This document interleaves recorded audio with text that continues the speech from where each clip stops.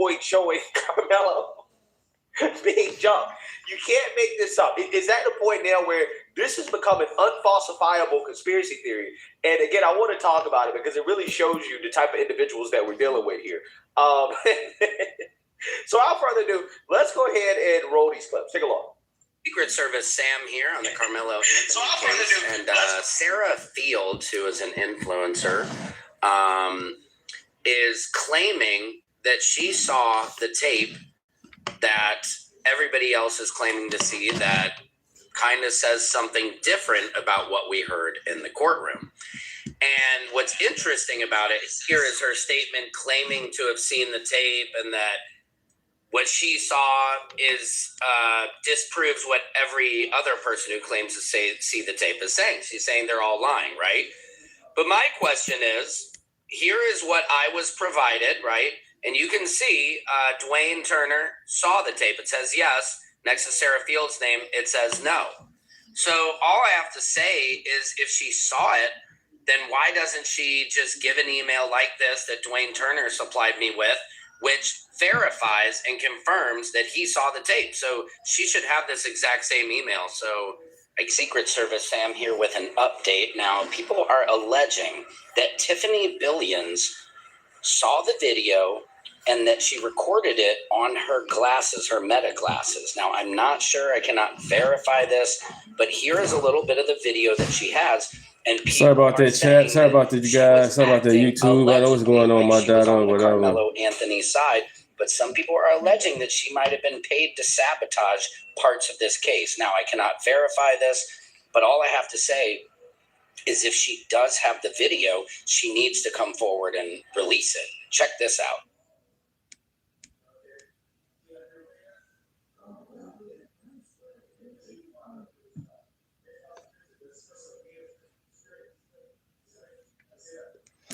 Good morning, everybody. Sorry about that from earlier.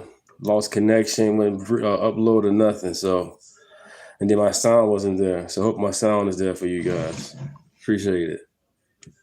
But yeah, this is about this Carmelo situation where they got the video out, a leaked video. I don't know if you guys seen it or not, but I'm going ahead and play it for you.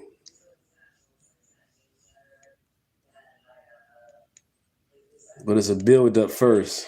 For all the people. It's a build up before you get to it. Check this out.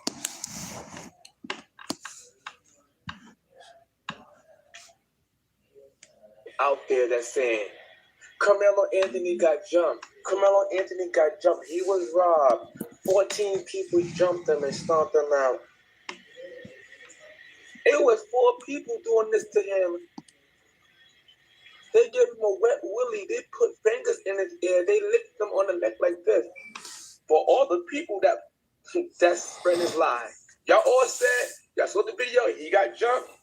Let's take a listen to Dominic Alexander, his advocate. I can tell you I did see the video at Frisco ISD. And the video that at Frisco ISD,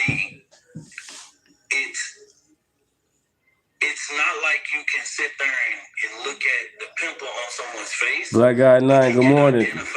Welcome to the chat. Thank you for coming back, man. And so what has been described to me, is like, no, you could at least kind of know and count how many people right there. You can count how many bodies, but we can't see, faces. You know what I mean? We could see, okay, somebody sit right there, somebody sit right there, but we couldn't see, Carmelo in Austin's face, or, you know what I mean? It just was kids there. Mm-hmm. Some people were saying that they were able to see him getting jumped. I couldn't see that. So I was wondering if you guys saw something different.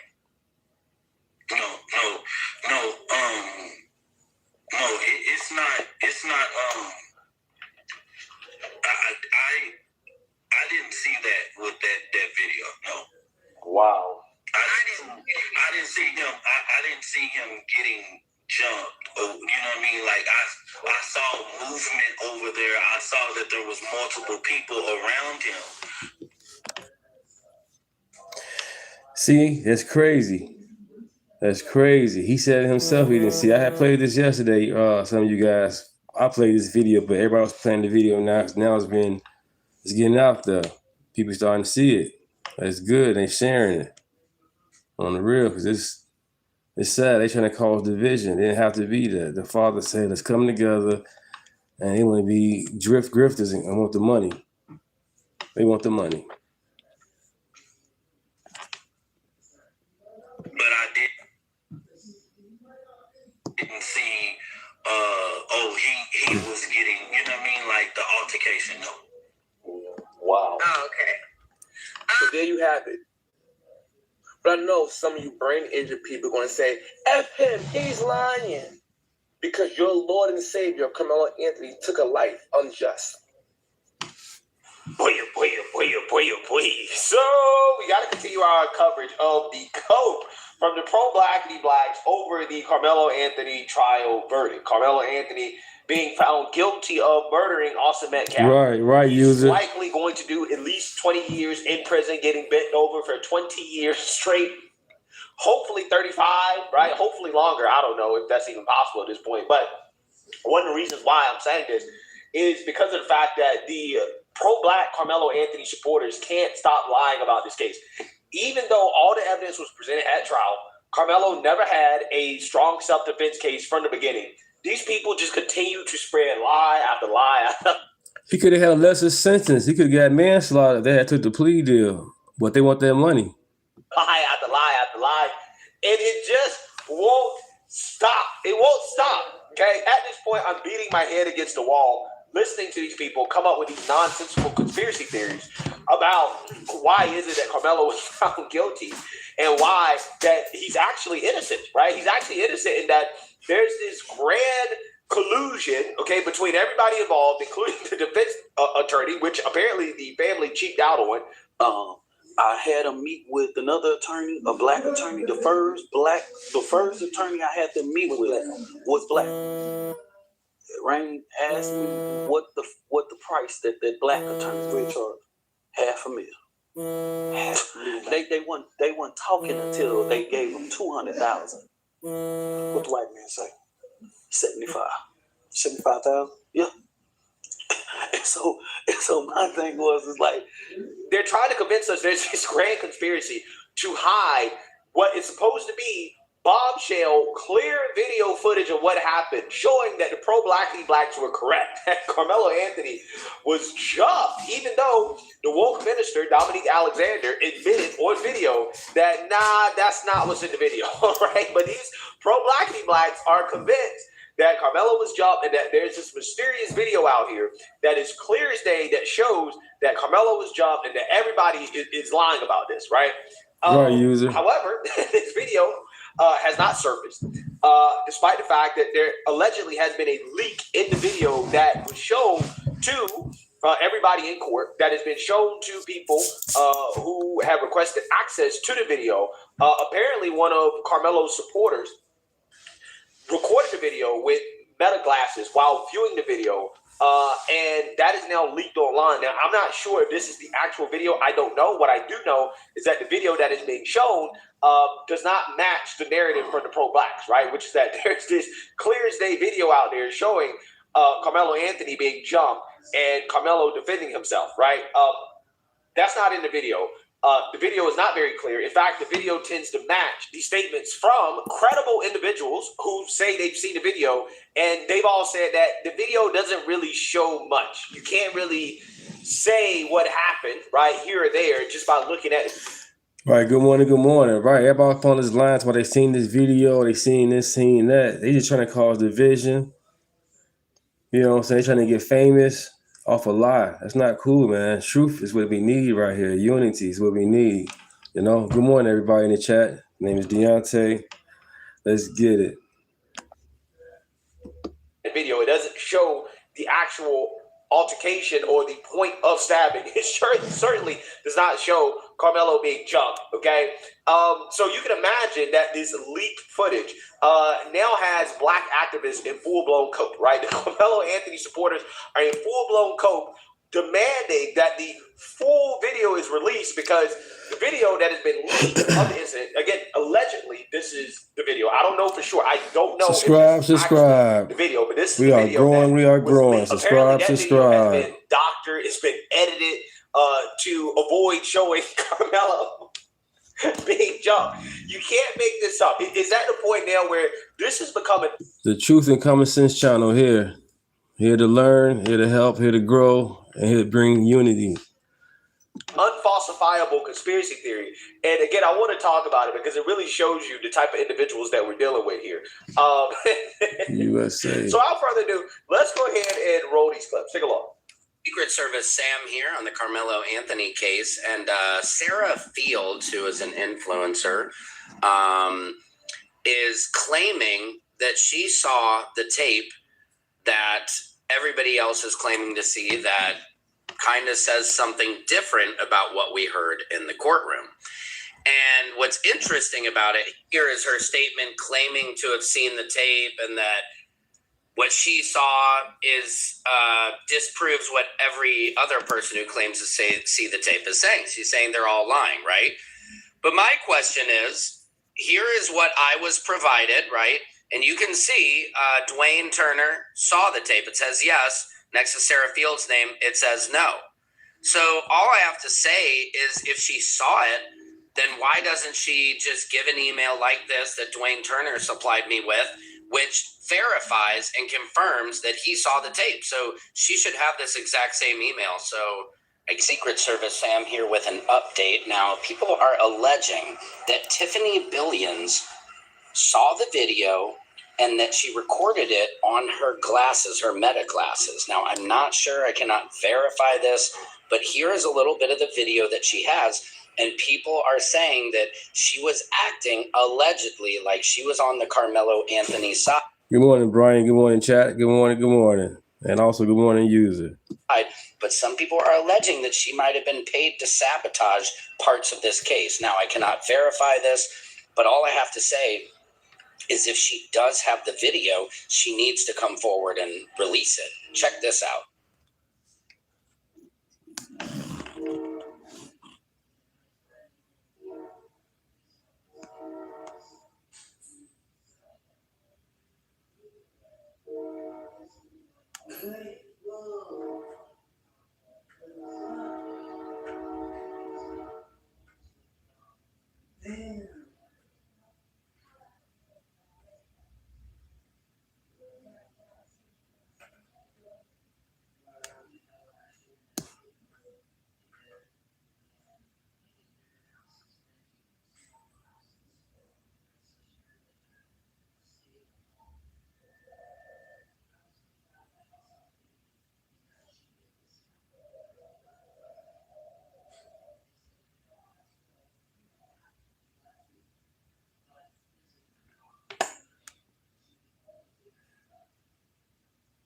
So now the question comes, does she actually have the rest of this footage? Somebody needs to release this footage so the public is able to see for themselves what actually happened on that day. Okay, so you saw the video, family, and you saw somebody come through this. It's extremely hard to make out what's going on, but if she was able to get in there and see that much of that video, then that means that other people can get in there and see it too. I'm just hoping that they can get that video evidence before they destroy it, because they already took the video and manipulated it for the court. Yeah. That's what they did. They took the video and manipulated it for the court. They got scenes in the video that's timestamps missing from the video. There's actually minutes, but the timestamp got chopped up. Now, y'all know when they play those chopped up games, they're trying to conceal something. They don't want us to see something. That's what that's about. That is what I want all of y'all out there to do, people that hate Carmelo Anthony, but you love justice. You got to pick a side. You got to pick a side. Either you are for justice. Justice meaning just, right? Either you're for justice or you're not. Y'all know damn well if there's a video that exists of the stabbing and they're not releasing it to the public, it is because they are trying to hide something. They are absolutely trying to hide something.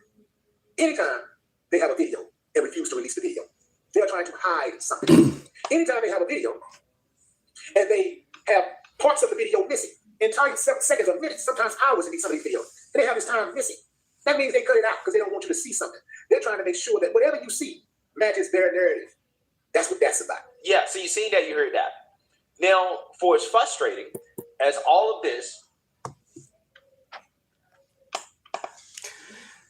Okay, he's want some facts that Willie D been being debunked already. Willie D has been lying all this time. He had a lawyer on his show telling him, like, no, that didn't happen. He wasn't bullied. The man bogus. Carmelo Anthony was bogus for stabbing. Because somebody touch you, going to stab him? Come on, man. Because you got bullied. The boy came to school twice with a knife. And the second time he came to school with a knife, he stabbed somebody with it. He shouldn't have done it. And then y'all keep on saying all this other BS. If y'all read the testimony, Carmelo Anthony said it himself. He put his hands on me, so I stabbed him. And not only just they shouldn't have been there. Somebody touch you, gonna stab somebody because of that? Or gonna shoot somebody because they touch you? Because of size or whatever, that doesn't even matter, man. Stop the BS. And then y'all making it about a race all of a sudden. First, it's supposed to be he was a racist. Now because he's bigger than him. Which one is it? Because the only person that's not telling what's going on is Carmelo Anthony himself. That's the person that tells what's going on. And then the boy, Carmelo Anthony, had time to go in his bag, open a knife, and did what he did. It was a folding knife. That stuff crazy.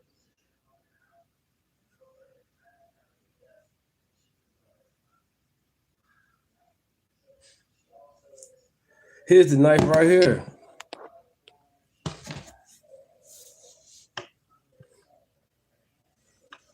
Just the knife.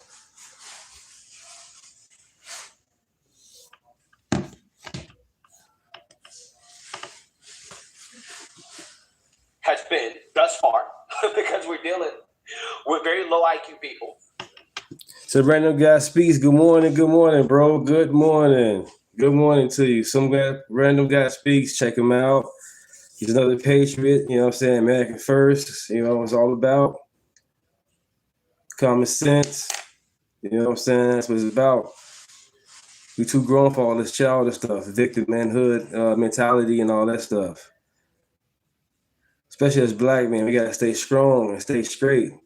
We can't have our young men out here in dresses and all that trash. That's crazy. But let's continue, man. Let's continue.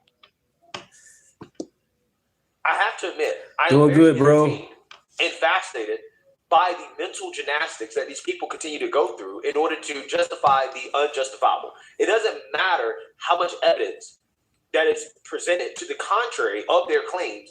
These people have told themselves that Carmelo was jumped, and at this point, it's become an unfalsifiable conspiracy theory. Good morning, everybody. Good morning. What you have here with this latest leaked video, which, by the way, I don't know if that's the actual video of the incident. I have questions because in that video, it's kind of blurry. You can't really tell what's going on. I don't really see a tent, so I don't know if that's actually footage of the event. I have no clue, right? But regardless, Tiffany Billings is supposed to be a Carmelo Anthony supporter. She supports Carmelo Anthony. Now the Carmelo Anthony supporters are turning on her because she allegedly leaked video of the incident, right? The alleged video of the incident that does not show what the Carmelo Anthony supporters claimed happened, right? These people are claiming that there is clear as day video out there of Carmelo being jumped, even though no credible journalist, no credible news reporter, no credible individual who saw this video has said anything coming close to what the pro-blackity blacks claim is out there, right? They claim there's clear as day video of Carmelo being jumped, right? Of what happened that day. That's not what is shown in these leaks. So now they're saying that, well, see, Tiffany Billings, she's not a real supporter, right? She's actually trying to sabotage Carmelo by leaking this footage that doesn't show what we wanted to show, right? It's amazing. Because again, this is just more proof that this has become an unfalsifiable conspiracy theory. No matter what comes out, no matter how much evidence comes out to the contrary of these people's claims, they're going to make up something. They're going to make up some conspiracy theory as to why the real evidence, the bombshell evidence is being hidden, right? Well, see, the video was manipulated. It was edited, right? And so they're now demanding that the real video be released, even though it is very, very, very likely that that video does not exist. It doesn't exist. The video of Carmelo getting jumped doesn't exist because he wasn't jumped. It never happened. But these people have to stick to this narrative, again, in order to justify the unjustifiable. it's kind of sad, to be honest with you. Because, again, we're not dealing with people who care about facts and evidence at this point. We're dealing with people who only care about the reality that they want, right? That's it. That's it. Not actual reality, but the reality, the world that they want to live in. The story that they told themselves. Because, again, they can't just admit we were wrong. We were led astray. We were tricked, run amok. We lied about what happened here. They can't admit that. So appreciate you guys in the chat. Again, check out Some Random Guy Speaks. Check his channel out. He's a true patriot as well. On the real. Check him out. He be coming with it, man. He be coming with it. Check him out. Oh, yeah. Let's go ahead and continue. Shout out to everybody. They have to double and triple down on this crazy conspiracy theory. And the saddest part about it is that they're getting these conspiracy theories from the least credible sources possible. Like this guy, Dwayne Morris Turner, who allegedly is a convicted offender, okay? The worst type of offender. This guy is, again, continuing to spread these lies, and these people are just rolling with it as if it's factual. It's kind of crazy to me because, again, he's the main dude out here claiming that there is this clear video of Carmelo being jumped. In fact, I want to play this clip of this guy engaging in mental gymnastics, trying to explain to us why this mysterious video hasn't come out yet, right? This plain as day clear video that they claim exists. Why hasn't it come out yet? Listening to this, again, it's gonna make your brain melt. And so at this point, they are sitting there. Austin actually pushes Carmelo, and he pushes him so hard until he falls back and hit the bleachers. Now, in courtroom testimony, they said that he actually fell in the lap of another kid, but there was no other kid sitting behind Carmelo. So there's that. And so, who said that in the courtroom testimony? I don't think anybody said that Carmelo was actually pushed down in the courtroom, right? Nobody said that. No witness said that. Again, they just make stuff up. They don't care about what has been reported, what was actually said. They just say whatever that they want to fit their narrative. It's wild. It's really wild to listen to these people. He did hit his head. He came back up, and once he hit his head and came back up, then you seen Austin. Don't mean to cut you off. I do want to say this. Mm-hmm. One thing that we learned about Carmelo is that he suffered from seizures. He did. So you throw somebody and they hit their head, he could have lost his life. You see what I'm saying? He had every right to defend himself because nobody knows where it would have went after you know what I mean? After he hit his head, who knows what would have happened after that moment? Correct. And that's kind of the whole moment of it. Yeah, it starts at home. They said the parents left out the courtroom during the sentencing. They didn't show no love to their son at all, man. It's all about money. They was, you know what I'm saying, they was with Charleston White. He found out, you know what I'm saying, the daddy ain't on nothing. So he backed out, said, forget the plea deal money. And then they asked after the plea deal money, can they get the plea deal money? The daddy, he's all about clout. He's trying to become somebody that he, you know what I'm saying, he shouldn't be. You know, he could be a better man. That's what he needed to be. But he want to be, you know, he want to be famous. He shouldn't be out there with everybody else. And that's cool. And what they say, he want to be with the Joneses. No, man. They could have took the money and got a better lawyer. The guy, the spokesman, he said they had a black lawyer in front of them. He talked to the black lawyer. The black lawyer said, hey, I give you guys, you know what I'm saying, $500,000. Then he's like, well, and then going to the white lawyer. The white lawyer, you know what I'm saying, $75,000. So that's what he said what happened. That's what they did. So you got research on that, on the real. So that's crazy. They went cheap for a lawyer. I would give all the money in the world to give my son a less sentence. Damn, the way he can't even get out, but he stabbed somebody. Hey, you gotta go. You gotta serve some time regardless. That's murder. He murdered somebody. Jesus Christ, he could have punched the man. He all that time, or he could just love. Y'all, everybody came up with this story that he was bullied, that they knew each other. Nobody didn't know this guy. That host is slow. You slow. I'm glad you're in my chat. But yeah, he stabbed somebody for no reason. If he was bullied, he could have got a teacher, period. Somebody. But how you a bully, but you in somebody else's place? You shouldn't have been there. And then when the incident happened after my calf, you know what I'm saying, died a few days later, the father said, hey, I want to come together. I want unity. I want to pray. He came to the press conference and they kicked the man out.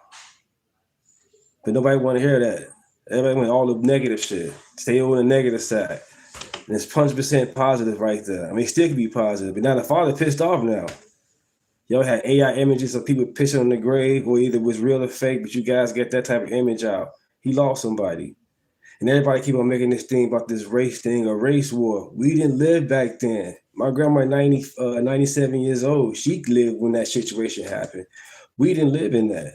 I understand how everybody keep on saying, well, they did back then. We ain't back then. We're in 2026. He suffered from epilepsy, so he suffered seizures. He also had surgery on his shoulder. He had injured it in football. And so he was recovering from that. They had just cleared him to go back to. Well, Wilbur Howard, you were left to the man then. But guess what? You in the right chat. That's why you know what I'm saying. You're in the right place. Welcome to the chat, Howard. But call me less of a man because of my decisions. That shows how stupid you are. Track and start running. So he had a lot of disadvantages. He was smaller than them. It was two big dudes there and two other dudes that played football. And then they had other guys that was around. It was a young man. I ain't gonna say his name, but he was filming the whole thing. That's the one that we see on. Yeah, that's what Weber want. Of the 2 minutes before. He want men and women's bathroom. Weber Howard want men's and women's bathroom. Striker, thank you. Appreciate you, man. Thank you. Thank you. Thank you. Thank you, Sergeant. Appreciate you, Sergeant. Thank you. Thank you. Thank you for that super chat. Thank you. Carmelo sitting and we can see him from behind. That's a whole video. That young man filmed the whole fight. So you're saying that there's somebody on TikTok? He's on, I said Snapchat, my bad. On Snapchat, not TikTok. Yeah, so Snapchat. Snapchat, and he has this stuff online? Correct. It's been shown all over the place, and a lot of us have a 6-minute video of him showing in the still shots. He has the full video. And also, let's just be honest, a lot of people have seen his full video because it was actually out on. And this guy is talking, you know what I'm saying? He's and so far, allegedly, he's supposed to be a pedophile. Allegedly. It's on the internet. It's not that hard to Google up. I can show the video, but I've shown it a few times already. But he's a known pedophile. Look him up. Do your research. Reddit. Some people seen it on their Snapchats. It showed, but it was a disappearing link. And the guy that's talking with the glasses.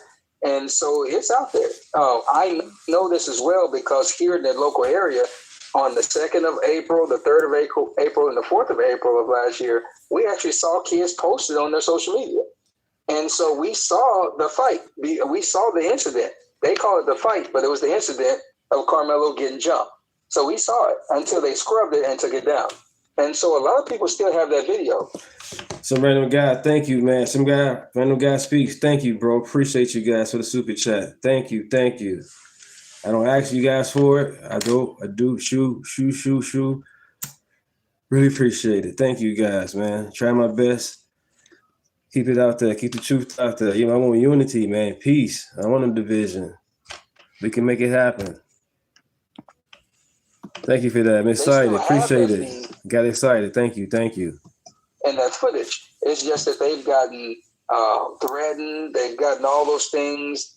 It was actually alleged in court, so I'll say it, that Jeff Metcalf had actually did a whole barbecue for all the witnesses to come to, and that's where he threatened all the parents. And so that's something that we contended and said last year.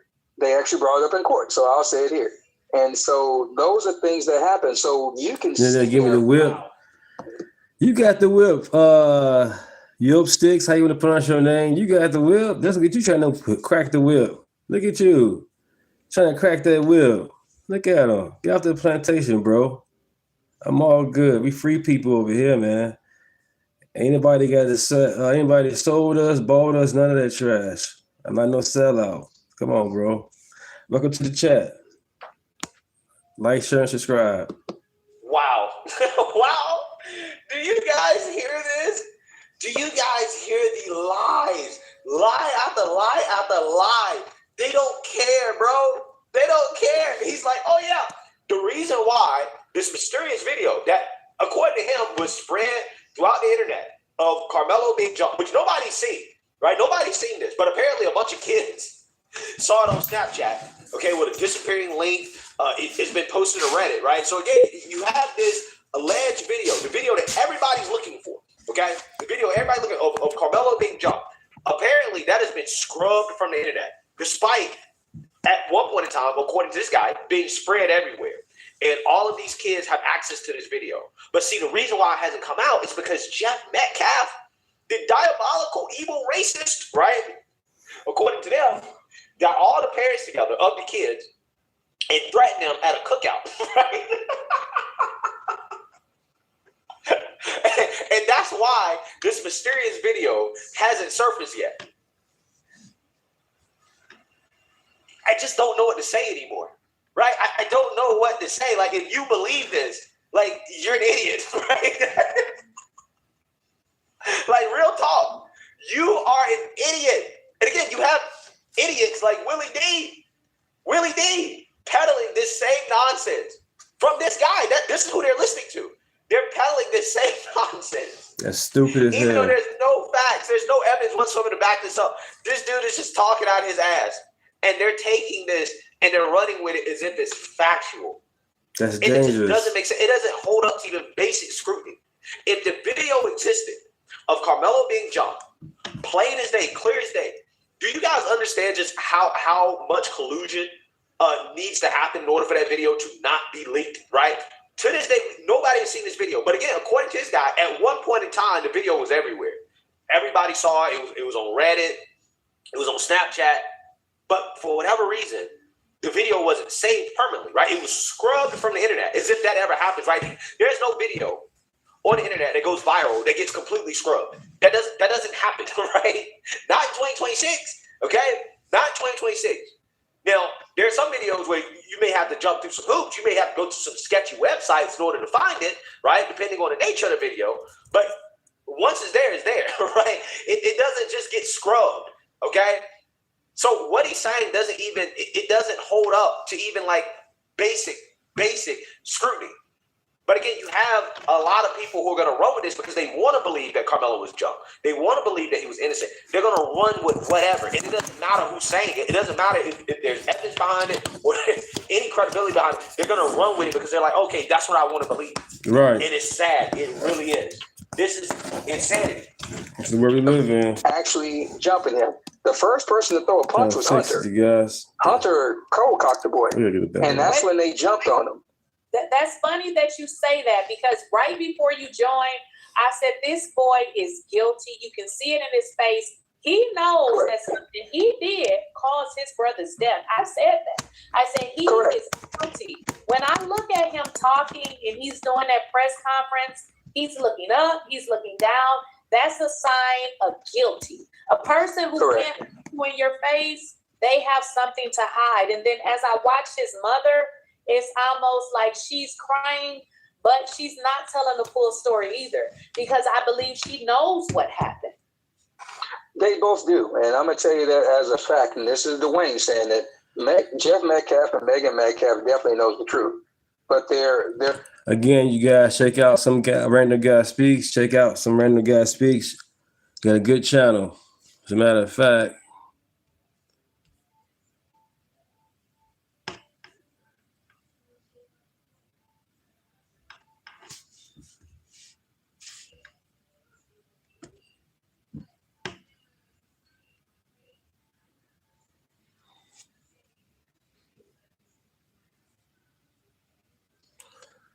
this is his channel. Check him out. Check him out.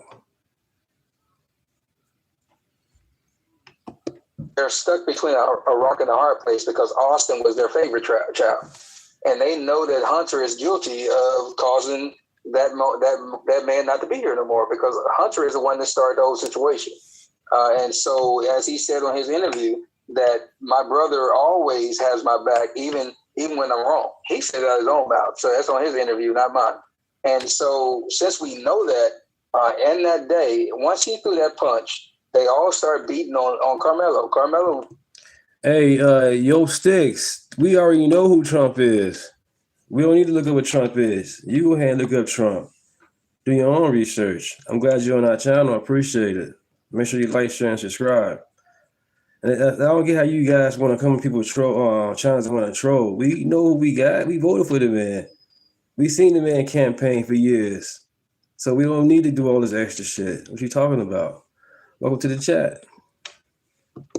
Will disappear at the bottom because they're all on them and they're hitting each other. He's a time traveler. That's nice. Carmelo actually gets away. That's what people don't understand. He got away. He backed out. Austin grabbed his hoodie and pulled him back. And on the video, you can see his gray hoodie stretched out. Damn. And him coming back. And you can see the look on his face. It was despair because he thought he got away from the beating and they got him. And when they brought him back. Look at all this detail he's saying. That's crazy as hell. That's all a movie. It's all in his head. None of this stuff exists. Austin grabbed him and put him in a headlock. That's why you can see the ligature marks on the bottom of his neck. And that's when one of the kids, I believe, I don't know which one it was, so I won't call their name, but one of the kids actually testified to it in the trial and said that they saw that Carmelo had to reach behind his back and he grabbed what was already open. From what angle? And when that happened, as the older white lady said, and I ain't gonna say her name, but she was sitting up on our canopy for a few days after she came from inside the courtroom. She told everybody that it was clear from what she saw that he fell on it. And that's something that we've contended that Carmelo may have reached for something.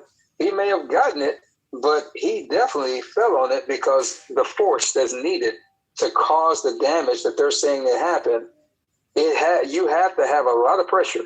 And Carmelo sitting down could never muster up that type of pressure. So he had to fall on it. Damn. Amazing. Absolutely amazing. Absolutely amazing. I'm speechless. I really am. Again, none of this evidence was presented in court. I guess the defense attorney tried in desperation to claim that all. Thank you, Tony, man. Appreciate you, bro. Thank you, man. Thank you. You're a great neighbor, man. I'll invite you to barbecue back soon again, man. Thank you, Tony. Just bring to this light how people out here getting information and just running with the BS without at least sitting back, getting the transcript, what happened in court, or, you know what I'm saying, watch other videos and it'll break things down for you. But other than that, people out here just tripping, man. They want to just have division. They want chaos. You got to pray it away. Austin fell on the knife, but, apparently everybody is refusing to tell the real story about what happened, except the people who weren't there. Thank you, Tony. Appreciate you, bro. Who, claim to know everything, right? Even Carmelo's parents, they're not telling us what happened. The woke minister Dominique Alexander admitted on camera that no, Carmelo was not jumped. That was not shown in the video, right? The video does not show that. But it doesn't matter. It doesn't matter. These people just make stuff up with no evidence. It was 20 witnesses. 20 witnesses. They all testified, you know what I'm saying? And Carmelo could have did the same thing. He could have said, hey, I was bullied, I was this, I was that. But his first testimony was the day of the incident. And when he had stabbed Anthony Makoff, he said he put his hands on me and I stabbed him. That was his statement. That was his testimony right then and there. Whatsoever, and they just run with it because this is what they want to believe. And it's crazy that we live in a world like this. It's crazy that we live in a country like this. Okay, appreciate it then, man. Welcome to the chat. Appreciate that, Sticks. Who are just full-blown delusional, who only believe what they want to believe, regardless of the facts and evidence. It is sad. It really is. But again, a lot of it has to do with money, right? That's what it is. It's like, look, and then the people who are still defending Carmelo, okay, who are still claiming that he was jumped despite no evidence, no facts to back that up whatsoever.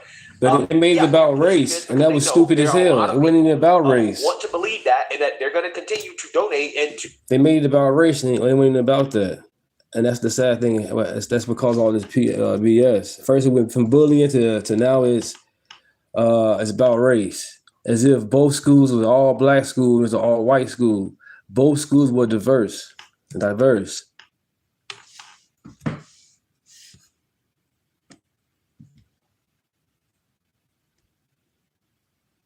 We're like kids and narrative? No. They raised $800,000 to defend the murderer from accountability. Not only did the black community rally in his defense, saying free him and raising money for his legal defense. I don't trust this guy. He got some good points here and there, but I don't trust him because he flip-flop. He went from being a, a Republican, conservative, now he's supposed to vote for Democrat based on something. Never vote Democrat, period. The name itself, is socialist, communist, against America. They also protested outside the courthouse, demanding that he be let go even today, saying he was provoked, he was acting in... Right, he both come out. I don't trust him, man. And he from Illinois. He from here where I'm from. I don't trust him at all. Especially his best friend was Destiny. No, he got a dude named Destiny. And Destiny, check his but don't check him out. He weird too. Self-defense. So is it a human being thing? Is it ever? Was it a human being thing when it was George Floyd, Mike Brown, Trayvon Martin, O.J. Simpson? Was it a human being thing when it was Emmett Till threatening to rape that white girl? No, it's never a human being thing. It's always a racial thing. And at a certain point, we need to confront this. You can ignore it. You can avoid it. You can try and sidestep that conversation. But at the end of the day, why is it that we can't live in major cities? A huge part of it is because of this criminal population. And it's not all of them. Everybody knows that. It almost doesn't even need to be said. We all know not every single black person's a criminal. And we all know not every single black person is a racist against white people. We all know that. However, we also know that the reason you're not able to go safely on the subway at night or during the day is because of this contingent. I don't know how big it is. I'm not going to put a percentage on it, but there is a contingent among the black population that makes it unsafe for everybody. Blacks and whites included, Hispanics and Asians. That's why you can't ride on the subway. And the reason that you can't commute to work on the subway is because of this. That's why you got to get a car and drive in traffic. And the reason you can't live in certain neighborhoods and why you got to go and move out in the suburbs. Yeah, you guys, I be trying to show you guys, but I be watching too and listening to, and that's what's up. We all in the same mind, watching the same thing and sharing it. That's what's up. It's the same reason. And the reason you can't send your kids to school in the city is because of the same reason. And the reason you can't have a 24/7 restaurant downtown, it's the same reason. And so how are we going to live? How are we going to live? How are we going to live our lives free from fear? What they say, a clock is twice. They say the clock is wrong twice in one.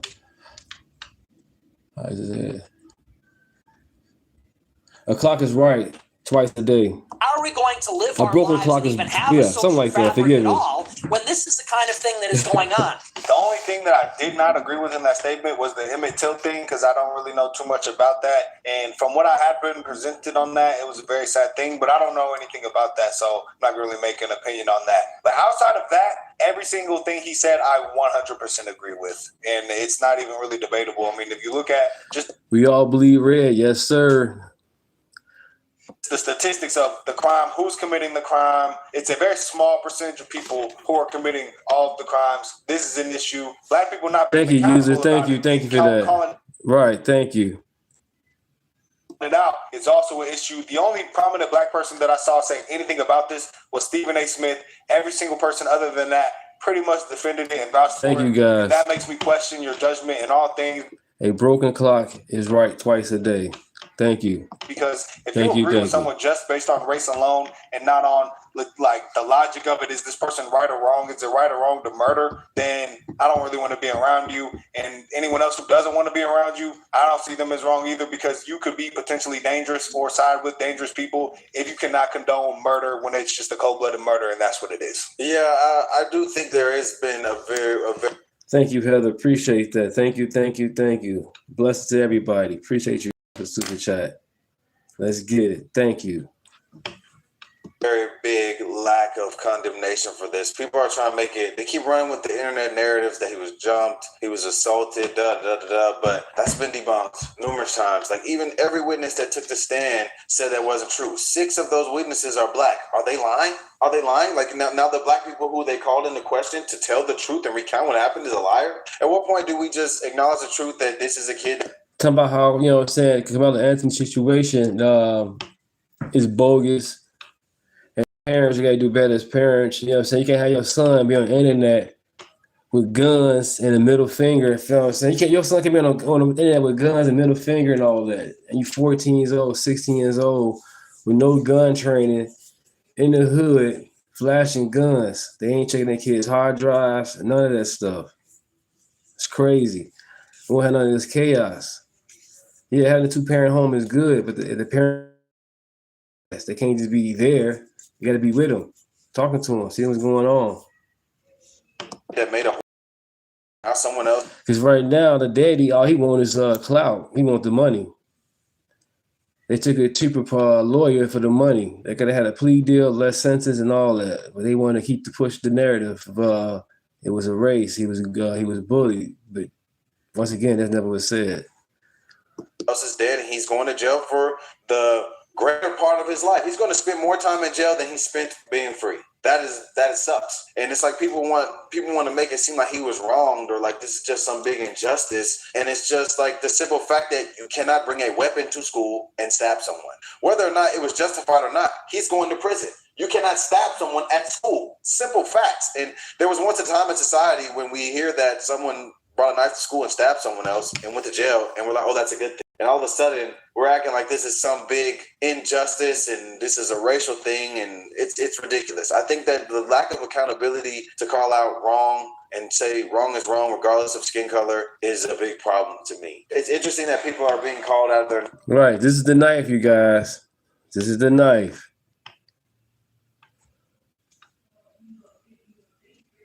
That's it right there. Come on, y'all. Name, being called sellouts, being attacked for acknowledging that simple truth. He going to jail because of the all-white jury. Whoa, y'all remember how I said people's information can be found on the internet? I tried to look myself up using my phone number, and they have all the information. Violence is a problem, and we just need to be real with ourselves. I think it's just the victim mentality, it's the lack of parents, and it's just everything. Who had our ancestors in fear after slavery? Fear. That's the problem right there. That's the problem right there. Nobody is over us. Only God. I don't know why y'all want to keep on saying white supremacy and black supremacy. It's none of that. All that stuff was back then, not now. It was the Democrats. And it still is. The party never switched.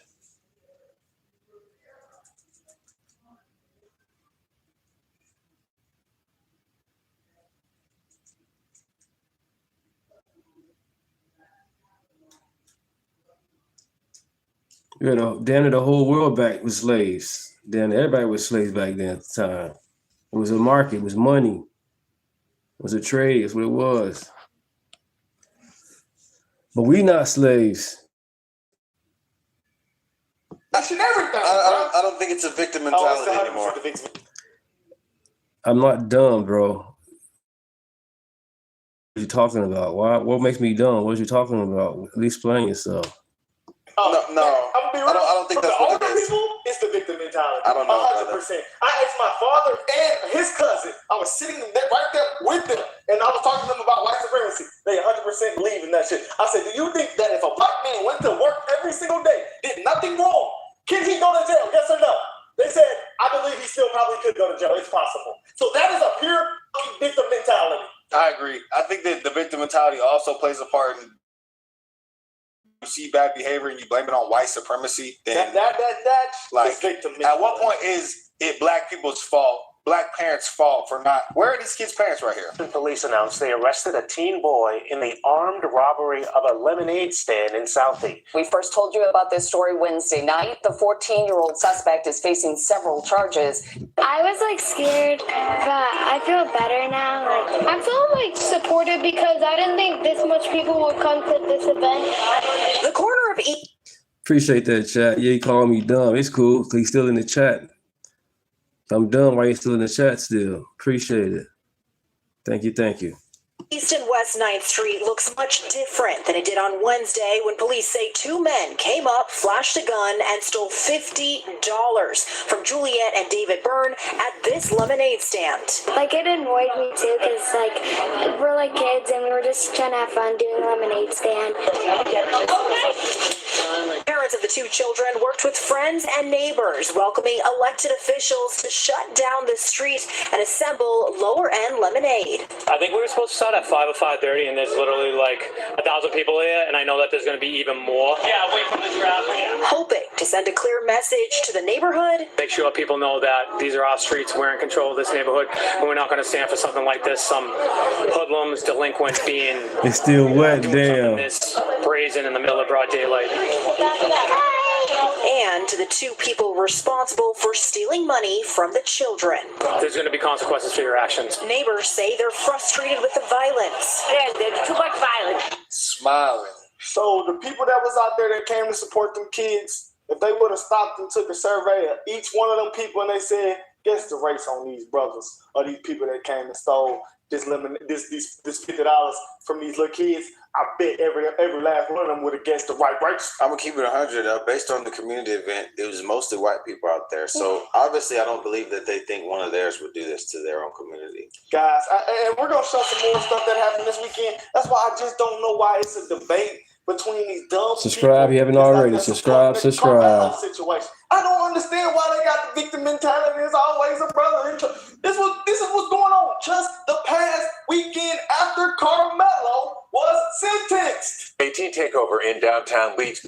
Right, go to Africa. It's definitely slavery still going in Africa still. You know what I'm saying? But they gonna do all that. Thank you, Dave. Thank you, Dave. Thank you. Thank you for the super chat. Thank you. Flow State. Thank you. Appreciate it. Thank you guys with the super chat. Really appreciate it.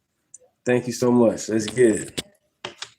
To chaos and gunfire. This exclusive video showing police herding the crowd away from the scene. It happened near Discovery Green last night. Police tell us around 600 people may have been at the takeover.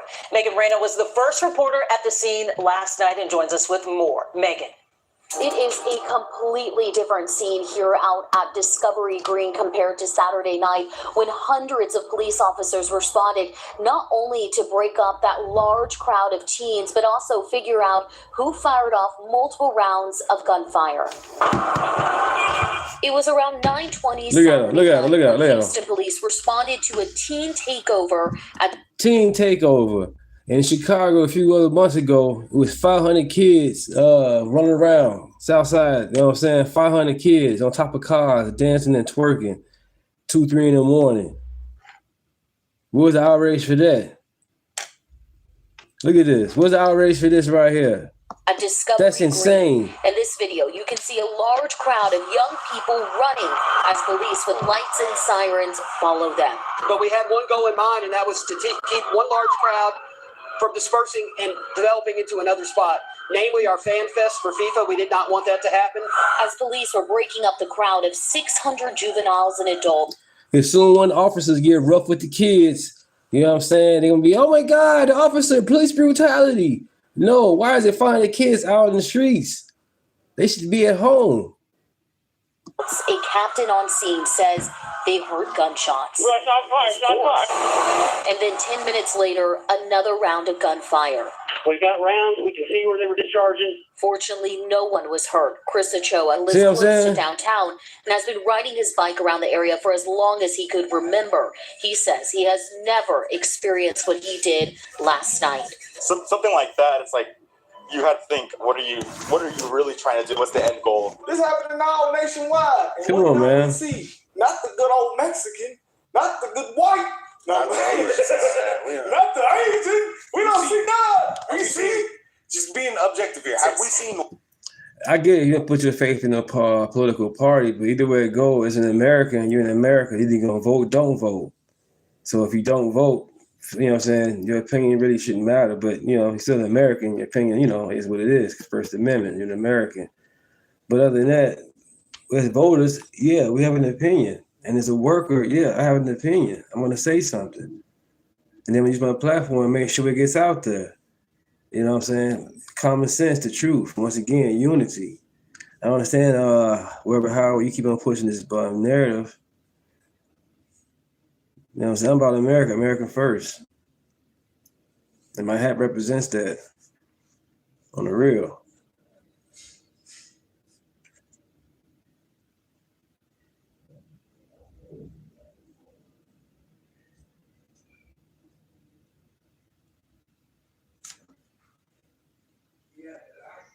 Damn. That's a good movie too, man. That's a real good movie. Holy Jesus. What is that? What the fuck is that? I love that meme. That's a great meme. Right, I'm glad you're in the chat, man. Everybody's welcome to the chat. I don't want no bots. Keep on saying the same thing over and over and over and over and over again. Like, come with it. Come with some facts. If we wrong, hey, we wrong. If I'm wrong, I'm wrong. I don't know everything. I'm here learning with you guys. But I'm not going to do 100% of this. I'm not going to be Democrat. Hell no. Yeah, they betas. They want to wear dresses, you know what I'm saying? The Medias. They Medias now. And that's what happened with the church. The church had never let Medea get involved. Okay, babe. Get it. The church had never let Medea get involved. You know what I'm saying? I get it was a comedy thing and all that, but it should never have been to the church. These certain things should be done at a certain time. On the real. And Medea being in church was not one of them. He could have found a lady and played that part on the real. You know what I'm saying? Certain parts, you know what I'm saying? Some of these movies funny. You know what I'm saying? There's a message in some of these movies, but other than that, that dress shit is played out, man. She never started anyway. But it's been going on since Renaissance days and all that. So ain't nothing just happened now. Guys been wearing dresses back then. They're nasty. Right, if you hate America, leave. You know what I'm saying? And that's the thing about it too. I'm not telling nobody that has a rainbow flag or that's gay, whatever, or trans to leave. I never said it. I never will tell them to do that. You're American, hey, stay. Be whatever you want to be. That's the whole American thing. And my hat represents America. Now the rainbow flag, hey, it's the rainbow flag. I think the American flag represents all of that. Period. And then how when Biden had at the White House, he had the rainbow flag in the middle of the White House on the side, both poles is the American flag. Like he put the gay flag before the American. Like, really, bro? That was bogus as hell. And they get mad when Trump has all the American flags everywhere. And they pissed off because guess what? It's supposed to be Pride Month. They can't get a chance to have their little rainbow flags being paraded in the White House. Fuck all that shit. None of that feminine BS. He brought back masculinity. And then think about it. That was a straight, smart strategy he did. He was showing the world that we fighters. You know what I'm saying? We ain't no pussies. And that's what Joe Biden was doing. Obama was doing. Trump said, no, we some fighters, man. We Americans, man. We ain't no fucking pussies, man. We ain't none of that shit. Whoop your ass, you know? Well, let's continue. Like, share, and subscribe, baby. Let's get it. One other race in any of these videos. We don't. It's kind of hard to say. It's a large crowd. Yeah, come on out there, Brandon. No. I was just giving it up. Hey, John. Get John up out of here, man. See what I'm saying? Do it hurt my butt? Hear what he said, man? Get this guy up out of here, man. Man's nasty. Need more body parts up out of this, man. I saw a bunch of them kids out there. A bunch of them dreadheads. John Lott, you're nasty, man. Police are stepping up security ahead of the weekend to stop teen takeovers. They're designating the downtown area a special event zone. This means violators could face more consequences. Fox 13's Kylie Jones explains the crackdown from Curtis Hickson Park. Yeah, he gone, man. Well, Tampa police say these special event zones are in response to planned takeovers. What it could mean, higher fines and more penalties for violators in these areas. Police are going to these new lengths to keep teen takeovers out of the streets. If you take part in criminal activity, expect criminal consequences. On Friday, Tampa police are designating the downtown area a special event zone. Point one out. Brandon? Right there. He's a wigger. Yeah, I can tell. You can tell by the fade. You tell by the fade. Come on, bro. Come on, bro. Don't do that, bro. Anyway, you know the truth. I do know the truth. Everyone knows the truth. I do know the truth. I do know. Let's talk about the real. We ain't gotta be delusional. I'm not being delusional.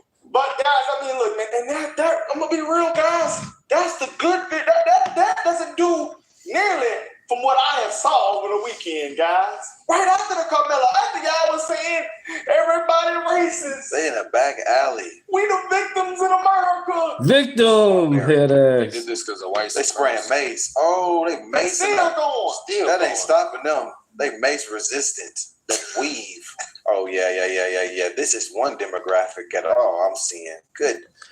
We already know that Trump was a Democrat. We got pictures of Trump being with Jesse Jackson. Him and Jesse Jackson's best friends. Him and Mike Tyson's best friend. We already know that Trump was a Democrat. It's gracious. Man, we can just get into sad stories that they don't pull up in the media. We want to cry about Carmelo and make it super big. This woman's son was shot at work. My sweet boy will never see 19. Leah Bannon is talking about her son, Fake Bannon. He worked at this Hoskins Road Jack-in-the-Box. March of 2024, he was shot and killed during a robbery. Police arrested 16-year-old Shaheem. Right, dictators, Lori Lightfoot in Chicago. You couldn't even go outside in Chicago. You know what I'm saying? It came to the sanctuary cities and these blue shit states. You couldn't leave unless you was working. And people that was getting the EBTs, they didn't care. They was living it up. But other than that, we had to go get we had to go get our money and stuff like that. I was doing security, so I got a chance to work during COVID. But you couldn't even go outside. You couldn't down there even barbecue. You had to hug your grandma through a plastic shield. Yeah, Lori Lightfoot, all of them. They couldn't go nowhere. Right? Governor Plisser, his family went to Aspen. Billionaire governor, his family went to Aspen while we had to stay in the house, couldn't go nowhere. Bogus as hell. You do a block party, they gonna call the cops at us. They shut it down. And all the red states like, hey, open up and get your ass to work. While the blue states and cities want to keep it closed. They want the kids to have e-learning. And that's why the problem now. That's it right there. All these kids are the COVID kids. They had that fucking e-learning bullshit going on. Yeah, that's what's going on. These is COVID, EBT, eating, and COVID e-learning kids off the fucking laptop. These are laptop kids. Can't read a digital clock or an analog clock. Now they can't write in cursive. Come on, man. None of the parents' fault for say, hey, keep that going. Because your cursor, your signature, that's you. Amazing. Robinson and 28-year-old Marcus Dawn and charged both of them. Weak ass loser. 28-year-old with a 16-year-old. And you shoot and kill a young boy that's doing his job. Work. Like, damn, you can't even go to work. You went to rob a Jack in the Box. You can't even go to work. Like I said, if it wasn't for the white supremacy, these men would have been lawyers and scholars. These are future engineers. This right here, this exposed the difference in cultures, guys. This is the Japan celebration after they won a soccer game, and this was the Knicks celebration. Looks about right. Asian culture, black culture. Looks about right. That's the Japanese fans cleaning up the stadium after the game. You see Jameis Winston joined in with them? Looks about right. This is 100% it. This is absurd. Good one, Brad. I see what you're saying. Good one. The school scores. This explains the income differences. This explains the incarceration differences. That one clip there. There was no white. That was Asians and black. What's the difference? Why weren't the Asians? The Asians were put in concentration camps in California. I've never heard an Asian complain about that in my life. Mount Rushmore, yes, sir. Why the hell does every clip we see of these young kids just involve fighting? Why are they fighting? Because black people are violent. Why are they so angry? Because they're violent. I don't care no more, bro. I'm actually getting very mad watching this shit. 17-year-old Regular customers of the classic Warrant family business in the medical center. And they all got that doggone dread head thing going on. Especially these little YNs. They all got the dread heads. Areas say they're sharing the heartache of a vicious attack of senseless violence overnight. Police say a 25-year-old store clerk was stabbed to death when he refused to sell a 99-cent tobacco product to an underage customer.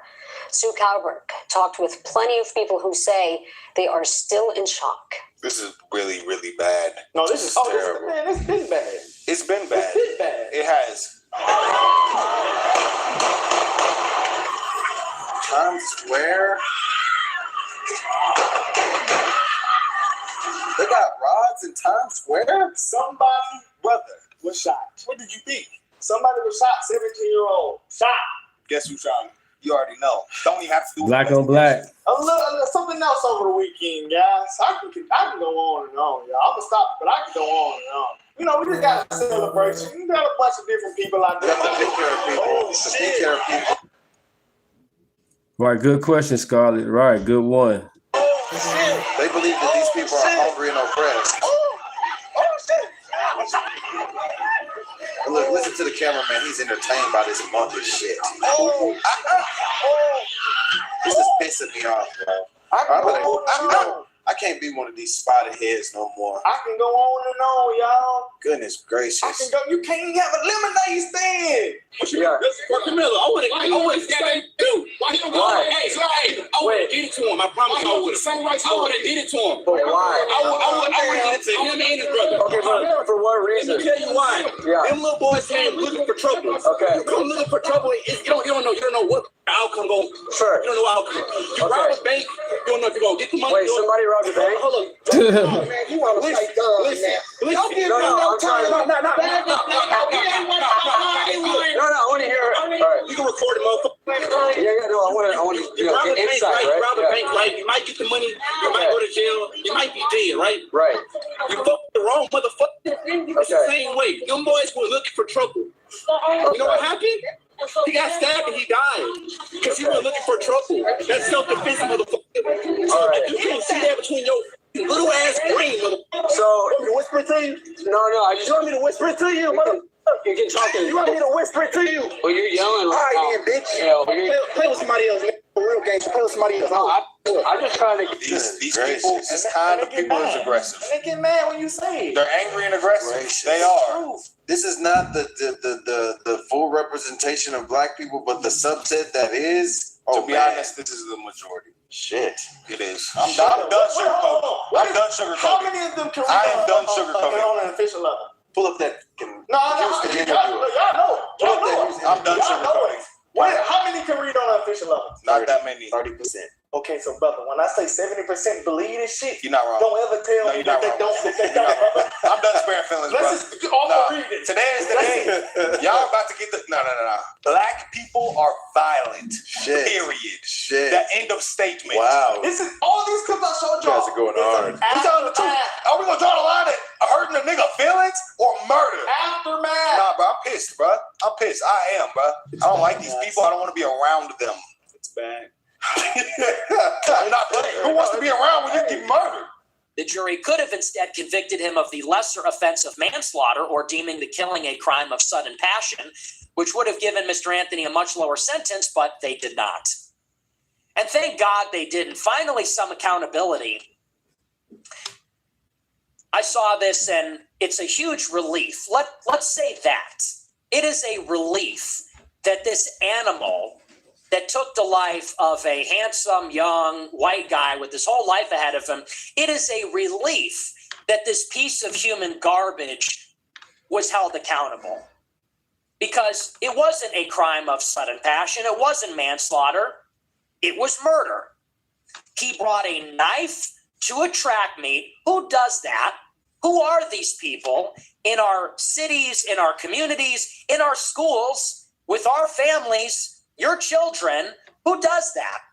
He brought a pocket knife to a track meet. He's in the wrong place. He's asked politely to leave. He gets shoved. He escalates it to lethal force. People like this do not belong in our society. They either should be in prison. Right, they asked him to leave multiple times. He had time to go in his bag, unfold the knife, and did what he did. He could have left. He could have punched him, but he chose to stab. So fuck that. And I can show you guys a picture of the knife. You know what I'm saying? With no multi-type of tool. They had little functions to it like it, but it was, here you go, I'll show you. But that's crazy, man. Forever, or they should be dead. I don't want to live in a society with animals, 17-year-olds that bring guns and knives to a high school sports outing. I don't want to live in a society, I don't think anybody does for that matter, with their wives and their children, or even themselves for that matter, where that kind of thing is going on. What kind of 17-year-old has that kind of hatred and violence in their heart? What kind of 17-year-old is capable of doing something like that? I don't think any white person, with maybe some exceptions, knows anybody in their family, their extended family, in their community, who's capable of doing something like this. So somebody that is willing and able to carry out a vicious attack like that does not belong in our society. He should not be going to college. He should not be living a life. Okay, he was attacked by a boy. Doesn't mean you're supposed to stab somebody and kill them like that, bro. It doesn't matter. It's called fisticuffs. Fight. Making a family Don't stab. What you talking kids, about? God forbid. He belongs in a cage or under the ground. And that's it for people like that. The only reason they sentenced him to 35 years with the possibility of parole is because he was charged as a minor, and so he's ineligible for a life sentence without parole. But I think that's ultimately what he deserves. But I want to add on to this. So, like I said at the beginning, this is the bare minimum. It's a relief that in this case, justice was done. The killer was found guilty. He's going to prison. He's facing accountability, as he should. I actually saw there was one right-wing TikToker who's not a big fan of mine, this fat-headed doofus. He went on TikTok grinning and smiling like an idiot, and he goes, Carmelo Anthony was found guilty. Ha ha, this is great.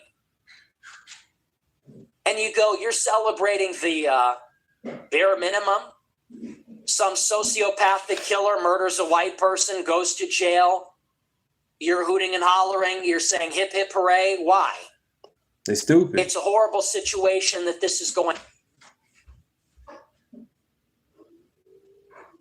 It is very obvious that there's a growing majority of African Americans that only make decisions based off of the color of their skin. It doesn't matter if you're right. It doesn't matter if you're wrong. All that matters is if you're black or white. And if you're not black, you're wrong. If you're not black, then you're not on the right side. And then once again, you guys, what does that say to other races? Like, of course, black people are always going to be a part of jury duty. But what if other races see that a lot of other black people make decisions not based off of sound and proper critical thinking skills, but based off of race? They won't trust us. Right. It's all about trust and accountability. I'm going to play this video and another one after that. Be both connect. It's about credibility and respecting America. Stop lying. Stop gaslighting. You know? You don't need that. Unity is what we need. Humility is what we need. I keep on trying to tell people, it does not matter what you do as an individual. It matters what the group of individuals do. That's how reputation works. Black people are not suffering from racism. They're suffering from their own reputation. Everybody's against us. The Asians are against us. The Mexicans are against us. The white people are against us. Why? Talking about boycotting Asian businesses. Y'all niggas can't even stop shooting each other in the streets. Right. What exactly are we doing now? We as the black community are making incompetent black trash the focal point for our entire culture. And now a lot of us are complaining because a lot of races look down on us. It doesn't make sense. This is why taking responsibility and accountability is important. So once again, if you are a normal functioning black person, stand up to trash black culture so we can change for the better. I hope this helps. Definitely help. Definitely help.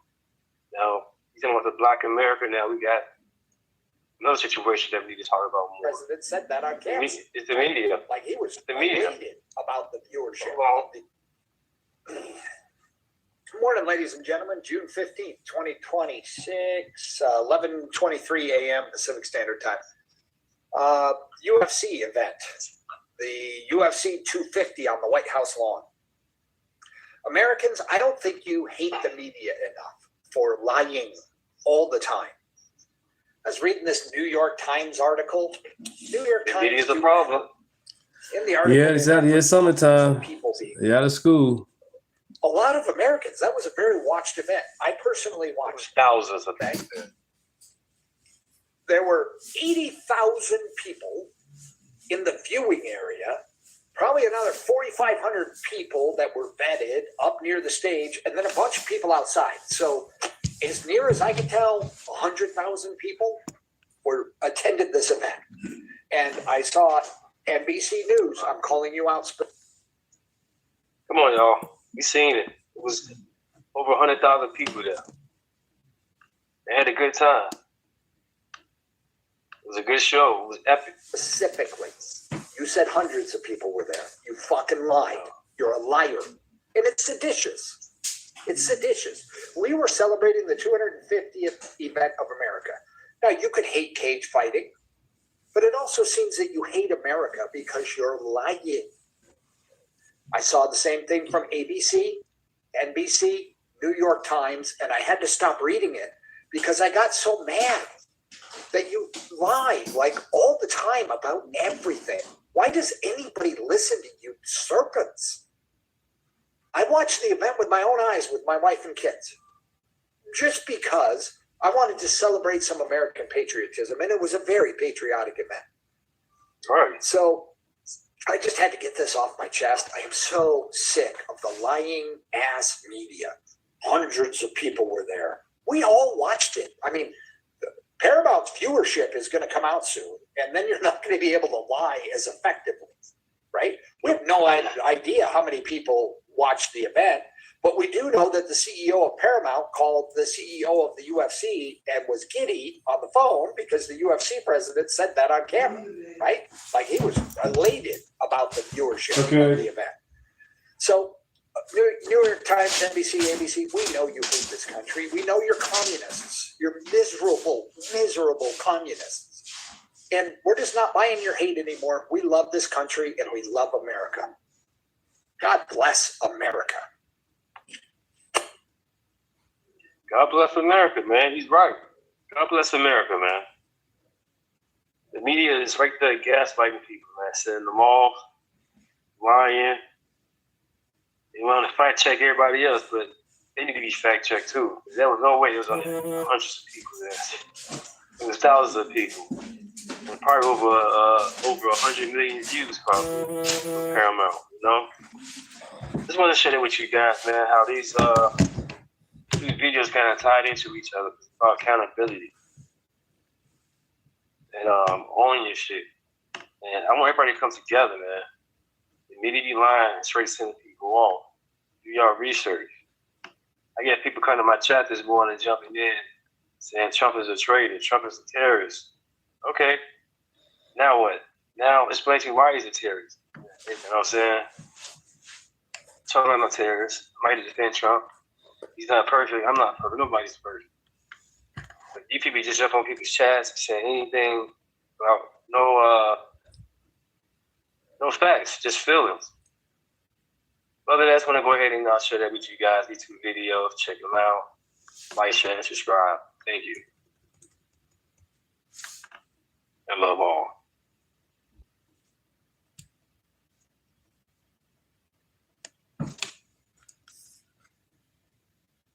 If we're talking about America before we talking about black people, we not on the same page. That's the problem. No, that is the problem. That you are more committed to America than to your own humanity. What you mean by humanity, dude? I'm an American. You an American. I'm a human before I'm an American. Yeah, you can say you're human, but you live. I'm one of God's children before I'm American. And I agree. If you believe in that Bible you say you believe in, are you more God's child or more an American? I'm more God's child than American. So if you're more God's child than God, let me speak, Gary. Let me speak. Gary. Go ahead. See, if people listen to this, they notice that Gary is living in the past, and I'm talking about us reuniting in the future. Everybody knows what slavery is all about. Now, Gary kind of misled when he said that they stole us off of these places. We were traded into slave trade, imprisoned, enslaved by other black people that then sold us around the world. So that point, we acknowledge that there are ills that happen in this country, and black people took the brunt of a lot of it. We weren't the only ones, but we took the brunt of a lot of it. This country has not always been great to black people. I acknowledge that. Can we understand that? But to act as if we're still living in this perpetual state of racism that has something to do with your everyday life, that we ain't never gonna be able to come together if you believe that, man. If you say you black first, that's crazy. That's like a white man saying, I'm white first. They are. But they do they wrong then. They wrong then. America is white first, man. No, America is not white first. America considered you property. You were that's a long time ago, bro. Sir, let me ask you something. This is where the disconnect comes from for us. When you say he said the Officer Taylor's Uncle Ruckus, that's what's up. Shit, I'm Uncle Ruckus, I'm a coon too. We off the plantation, bro. The words you use are the slave masters' words. Dixiecrat. Get off the plantation, man. Be American first. That's all it's about. I don't understand why y'all getting this chat, keep on calling people Uncle Ruckus and coons. Y'all stuck in the past for real. We in the future. We saying America is great. Y'all want to stay, no, it's not. But then leave. They traded black people. If you were traded, would you consider that you were stolen or traded? If it was you, if somebody took you right now and against your... We wasn't there. We already know that it was traded. It was given away. Period. Will and took you to another country, would you consider that you were traded, or would you consider that you were... It was obvious that Africans took Africans. An African man grabbed the African man and took him to the white man. It's obvious. It wasn't the white man grabbed him by himself and took the black man. It wasn't the white man took the black man and they just left like that. No. So if somebody enslaved me, and sold me to these white people, I would consider that I was traded by my own people. All right, there you go. So where you and I differ is a fundamental understanding. There's no fundamental. This is historical fact. We were enslaved in Africa and sold through slave trade around the world. Majority of us went to South America. We did. United States of America that we know today. If you would not consider yourself stolen, there's something wrong with your internal compass. Damn!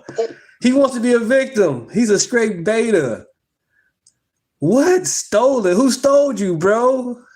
Your mom and daddy had you and you came on the earth and you are an American. What is he talking about? Damn.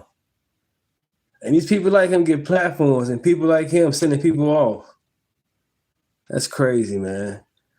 Stay out your feelings, man. Facts over feelings. If I'm wrong, hey, I'm wrong. And I stand on it, I correct it, and don't do it again and learn from it. Whoever stole you for another country. White people. By black and white people, I was stolen. So we got to talk about a clip that is going viral. Look, sell out talk. Who sold me, bro? Who sold you? How old is you, man?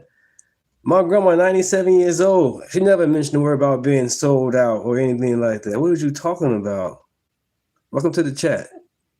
Debate between off the plantation, bro. Gary Chalmers, the failed progressive activist. I believe he's out of Louisiana or something like that. Again, this guy has been a complete and total failure. Just some far left lunatic. He's on Stephen A's show, and they are debating. They're talking about black issues, right, so to speak. And the pro-blacks get really, really, really upset when you have black people who openly admit that, hey, I don't necessarily identify with being black first. I don't think with my skin color. Like, blackness does not define who I am as a person, okay? And apparently it is very triggering to the pro-blacks when you have individuals who come out and claim that they're not black first or they're not pro-black, right? Abraham Lincoln, before he got assassinated, you can Google it yourselves. Before he got assassinated, he had it set up for the 40 acres and a mule. and reparations. He had it set up. But Andrew Johnson, came into power after Lincoln was assassinated, and he shut it down. He had the armies come in and took the land back from the blacks. Do y'all research. Nice hat. Thank you for my hat. Thank you. Appreciate it. Yes, yes. Oh, yeah. Oh, yeah. I'm glad my hat got you talking about the conversation. Are you listening with the message I'm sharing? Besides my hat? That's crazy how my hat got you worked up, Shadow Gear. Welcome to the chat. Name is Deunta. They get very, very, very upset by this. Maybe you don't understand that this is a struggle for black people because you identify as American. But yeah, again, Abraham Lincoln set it up for blacks to be free. But Andrew Johnson, a Democrat, turned it down. It's not that hard. Just Google it. Before you identify as black, but I identify as black first, and black people have made America as good as it is today. Because this moralist, sinful nation would not have come to the promise that it is today if it weren't for black people demanding more of this country. And it wouldn't be as bad as it is today if it weren't for some black people cutting up every day. So first of all, this is exactly what self-hate and looks like. And understand something. I don't like using the term. I try to use that term when I'm talking about these black MAGAs. But this is what it is in a nutshell. And given the tape, the recent tape that Austin Metcalf, not Austin, he's gone. Jeff Metcalf, excuse me. Jeff Metcalf did of his racist rant and everything. Guess what the high IQ argument is for this? You guys are complaining about racism. Okay, the pro-blacks are upset. Right? The boo-hoo-wadi crowd. We knew Jeff Metcalf was actually a racist. See, that means that this is about race. We knew Austin was racist. We knew Hunter was racist. Right? Like, that's basically what they're saying in a nutshell. Are you retarded? So I want you to understand, the only argument that this low IQ dwarf could come up with was trying to mock black people for pointing out the racism of Jeff Metcalf. That was his argument. And this is what we're dealing with, right? We're dealing with low IQ slop. Yeah. So as you can see there, the pro-blackities don't like the truth, right? They don't like black people who say, hey, I don't identify as pro-black. I don't think with my skin color. I'm not black first over everything. They can't stand that because that means that you're living in reality as a black person, right? Where you don't judge situations based off of skin color. You judge situations based off of action, okay? And again, a lot of black people hate that because ultimately that means that black people have to be held responsible for their actions, okay? And that you can't just escape responsibility and accountability because of your skin color or your race, okay? So with that being said, let's react to this clip of Stephen A. and Gary Chompers getting very triggered by Brandon Tatum explaining why he's not quote-unquote black first. So without further ado, let's get into it. Say what the hell is wrong with looking at yourself as black first before you're anything else? Black before you're American, black before you're anything else. What's wrong with that? Okay, well, I mean, it's very simple, Stephen A. What's wrong with it is the fact that if you look at yourself as black first before anything else, you're not living in reality. That's being racist right there. You putting your color before anything. For what reason? We see what color you are. If you don't, you know what I'm saying? If you understand where you're coming from, you get it, but your color shouldn't even matter. Okay, the black first mentality is exactly why you have all these black idiots, right? These low IQ black people. And I mean low IQ in the truest sense. Not low IQ in the sense that I disagree with them, so therefore they have low IQ. That is what individuals like Amazing Bottom does when he tries to smear me as low IQ when I'm clearly smarter than him.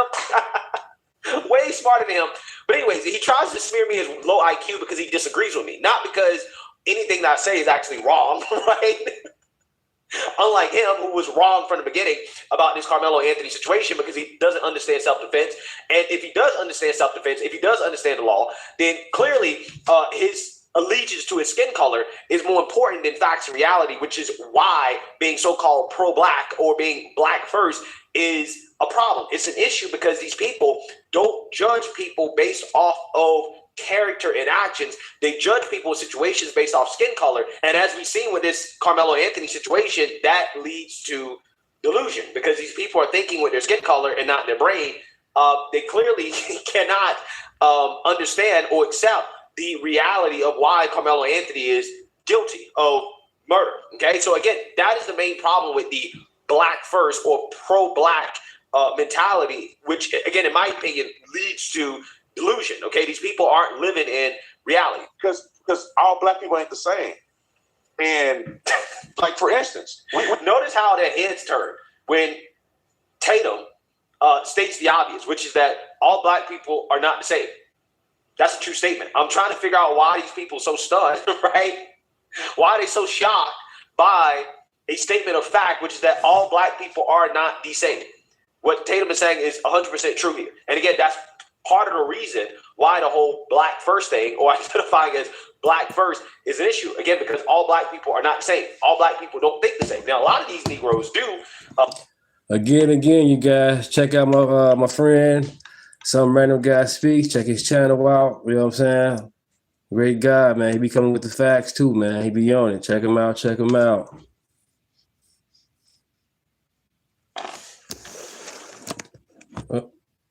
Check him out. Check him out. Some Random Guy Speaks. Check him out. Think the same, right? They have a lot of groupthink going on. But again, all black people are not cut from the same cloth, so to speak. We all different. So when I say I'm black, what does that mean? The color of my skin. Can I interject right there? No. Black people from New York is different than black people from the South. That black people from Africa that came over here as immigrants are very different than African Americans. We're all we're diverse, like anybody else. When white people say I'm white first, what does that mean? I would ask that. Forget. I don't want me to forget white folks, but I'm like, forget. It means racism, right? When a white person says I'm white first, right? White over everything else. People automatically say, well, that's racist, right? That's not the way that you should look at the world or view the world. You should not be viewing the world through the lenses of your race, right? That's totally unacceptable for a white person to be white first, but apparently it's totally fine. It's totally okay to be black first. Okay, I want people to understand how these people think. They want white people to operate in a world where they can't come together as a race in order to advance their interests, but black people and everybody else can gang up against whites in order to advance their own racial interests, right? That's what they want. That's the type of world they want to live in. We're not talking about them at this particular moment. Let's stick with black people in this regard. When you talk about the slave trade, and you said we were enslaved and then traded all over the world. Who are those people? Black people. Well, I'm trying to say, I'm simply saying if you identify with that from an historical perspective, these are my ancestors. This is what we endured. This is where I come from. And that's what I identify with first. Because to some degree, I'm still feeling some remnants of that even in today's society. I'm saying, who is feeling remnants of that? I mean, seriously, Stephen A., are you feeling remnants of that as a multimillionaire on ESPN talking sports, right? As a black person, again, making millions of dollars a year, very rich. This guy, Gary Chambers, running for office, again, a failure. Tatum, very successful. You have three somewhat successful black people here. Again, I don't know about Gary Chambers, but I'm just saying at least two. And y'all still talk about how slavery is holding black people back, and we supposed to identify with our ancestors being slaves. As if, again, that has an effect on my life, right? As if that's something that I'm supposed to get up in the morning and think about every single day. And I think that's part of the issue with these so-called pro-blacky blacks is this obsession with slavery and victimhood, right? Because that's really what it comes down to. These people are obsessed with slavery because they're obsessed with victimhood, right? With painting themselves as the victim, with coming up with all these excuses for why they have not achieved what other people in this country have achieved, right? I think a lot of these people are losers in real life. And because they're losers, they are obsessed with victimhood because nobody wants to take personal responsibility and accountability for their own outcome in life. That's what a lot of this comes down to. It comes down to Yep, American first. You live in America. Jealousy and hate because they're not very successful or they haven't achieved what they feel like they should achieve in this country. So therefore, they come up with all types of excuses. Oh, we're still feeling the remnants of slavery. Oh, my ancestors were oppressed. And yada, yada, yada. And it's like, bro, that is not affecting you. My ancestors being slaves. Obsessed with getting paid for underachieving. Yep. Has nothing to do with my current life at all. It's not something I think about. It's not something that I quote unquote identify with, even though my ancestors were slaves. It's not something that, in my opinion, is not a part of my identity. It's not a very important part of how I think about myself. Okay? Identify yourself as black before you identify yourself as American. What you're doing is saying, coming out of the womb, I'm going to be at a disadvantage because I'm in America and I'm going to have to scratch and claw and have an uphill climb. Now, that doesn't mean you give up. That doesn't mean you use it as a crutch. It doesn't mean that you sit up there and use that as a reason to be lackadaisical and have a defeatist attitude. Okay, then that's crazy how immigrants would come to America and become multimillionaires or own businesses with no problems. The ones that do it the right way. No excuse. Most black people want to stand in welfare shit. Section 8. They want the government to take care of them. Period. I got brothers and sisters living like that. Shit crazy. It is what it is. Family living like that. You know, we all grew up like that, but we got to do better. We can't just let that become our lifestyle, our culture. Use it to help you get up, but not to stay down. Attitude and don't work your way and maneuver your way through that terrain in order to get to that point. But it does mean you at least acknowledging that, there are historical, insidious acts that are associated with this particular nation that I live in. And as a result, I recognize the fact that I'm going to have to march forward and it's going to be an uphill climb for me to get to where I'm going. Yeah, but that's not unique, Stephen A. That's not unique. First and foremost, every black person that's born in this country is not born at an inherent disadvantage because they're black. Right? First and foremost, let's go ahead and get rid of that notion. We had a black president, right? If you want to consider Barack Obama black, right? Half black, East African, whatever you want to call it, regardless, again, black, quote unquote. Again, being born in this country as a black person does not mean you have an inherent disadvantage, especially nowadays with all the resources. You have affirmative action. You got a whole bunch of stuff out there designed to actually help black people. Okay. Being black does not mean that you're at an inherent disadvantage. Okay. Also, on top of that, if you are at a quote unquote disadvantage, that is not unique to just black people only, right? If you're white and you're poor and you're born in, some trailer park and your parents, your mom is addicted to meth, I would argue that you're born at a disadvantage. Not because of your race, but because of the circumstances of the family situation, the environment that you were born into. But again, it's not racial. It's the fact that your parents did not make good decisions, right? Or that they were drug addicts, or, they just, aren't very well off. So again, even if you accept this argument that, there's some black people born at a disadvantage, but again, it's not unique to black people. Everybody in this life has to overcome trials and tribulations. Everybody. There are white people who are born in situations that are just as bad, if not worse, than black people in this country. And they're going to have a harder time being successful or climbing the socioeconomic ladder than black people. Tiff Takes. Thanks for being in the chat. Thank you. Thank you, guys. Thank you. Check out Tiff Takes, everybody. Check her channel out as well.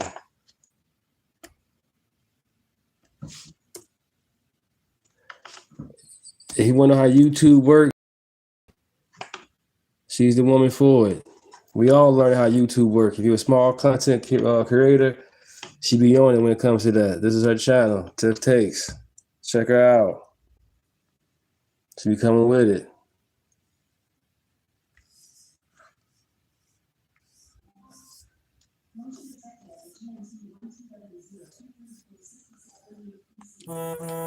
Right? Just simply based off the fact that they were born in a bad environment. Not based off their skin color, but based off the fact they were born in a terrible environment. And I know some people will argue that, make sure you like, share, and subscribe to her channel. Check her channel out. She be coming with it. For you small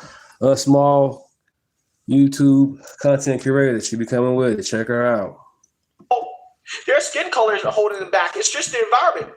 With black people, it's the environment and our skin color. And again, I just do not accept this idea that in 2026, that being black is what's holding you back, that race is a major factor, because it's not, okay? Not anymore. Yep, Scarlett. Yep. On the real. She helped me out. You know what I'm saying? On certain things. It's just not. There are too many examples of successful black people for individuals to continue to claim that being black or your skin color is what's holding you back. That's not it. Again, a lot of these people are losers, and they do not want to accept accountability and responsibility for their own actions and their own outcomes in life. That's what a lot of this comes down to. If somebody identifies that one black, that's true. You don't hear the Jews talking about being victims. You don't hear the Jews talking about being victims. Any other culture, you don't hear about them being victims.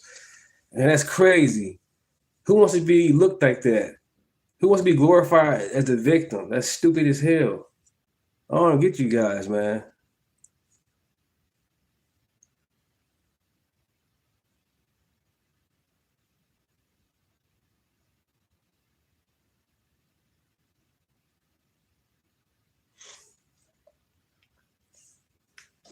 You do that.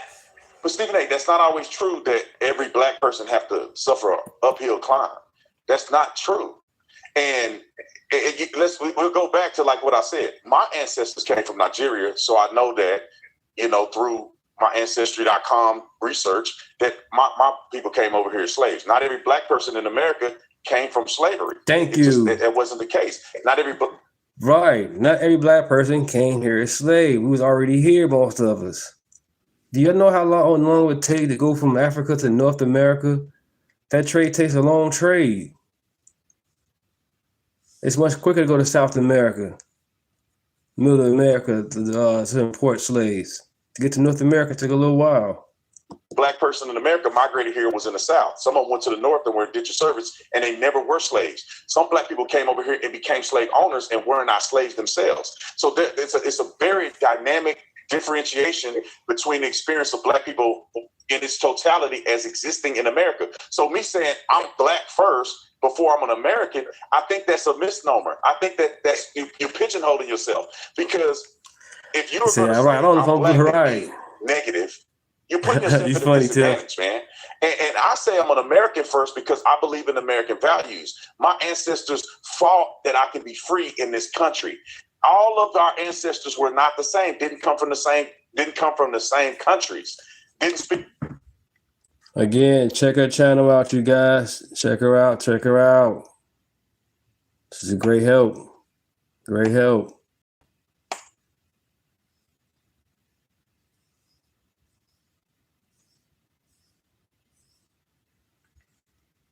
Speak the same languages. We are a diverse people. And we don't need to be looking at a skin color, because I don't agree with a lot of stuff black people do. We ain't the same people. If you sagging your pants and gang banging and doing stuff that you're not supposed to, we ain't the same. If you're doing the right thing and raising your kids and having a family and doing all that stuff, then we are more similar. I have more similarities with white people than I do with some black people. So I don't wake up out of the womb. And I think about my kids. I'm in a blended family. I'm in a mixed family. Kids don't wake up every morning and be like, I'm black. No, what do you mean? Yeah, so you see that, you hear that. Clearly, this is a conversation that has triggered Stephen A. And Gary Chambers here. Clearly, they can't understand the concept of not putting your skin color first, right? But again, it's... Right, that's the same thing with the gerrymandering when it came to the gerrymandering. You can't base gerrymandering on race. That's in the Constitution itself. Nobody want to read the Constitution. Can't make that based on race, and that's all it is. And they just mad because now they funds is getting low. You can't just say vote for me, Max is gonna get you. Now people have the option to go ahead and vote for whoever they want to, without being suppressed about voting blue no matter who. But yes, now they got options.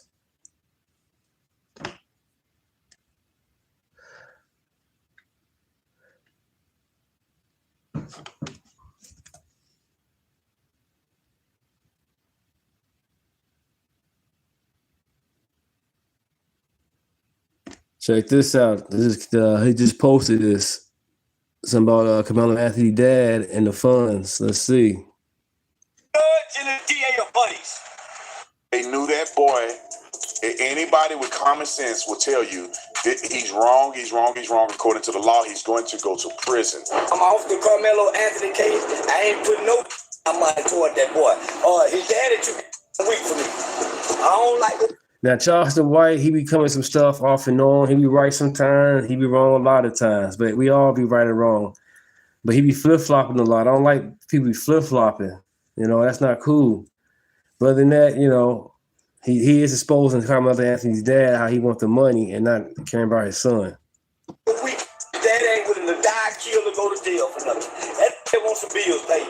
I got to tell you guys about Verdict Bourbon. You know, it's a bourbon that's smooth, it's full of character, absolutely incredible.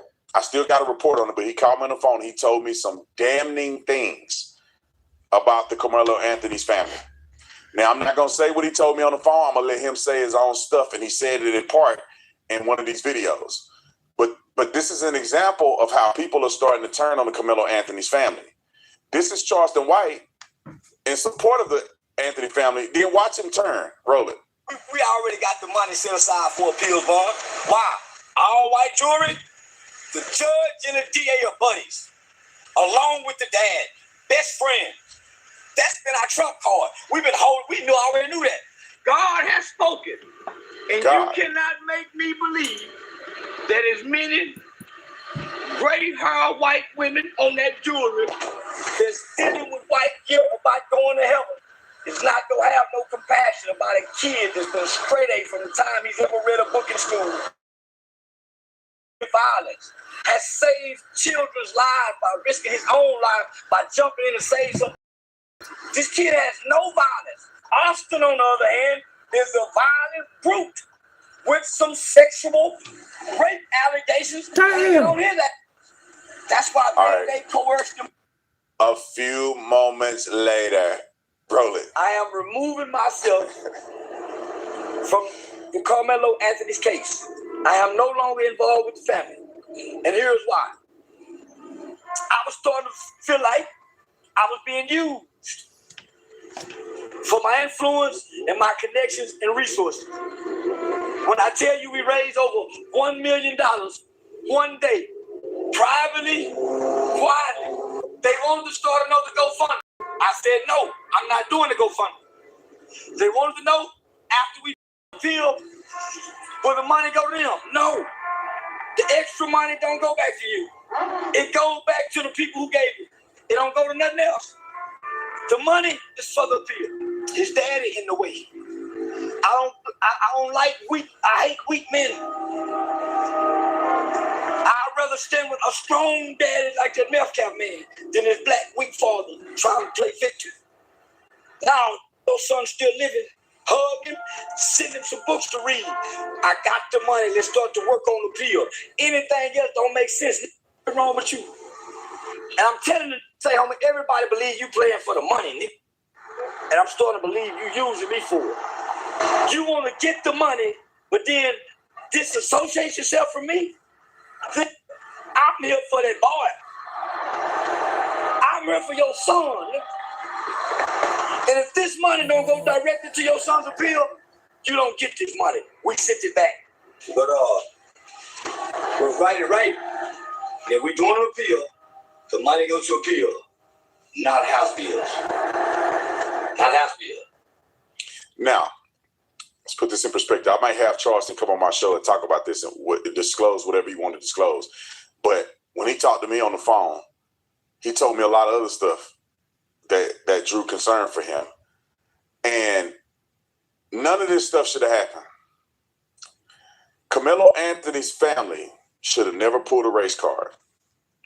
And I'm not in favor of him killing nobody because I think it's wrong. I do understand young people are stupid and they do stupid stuff.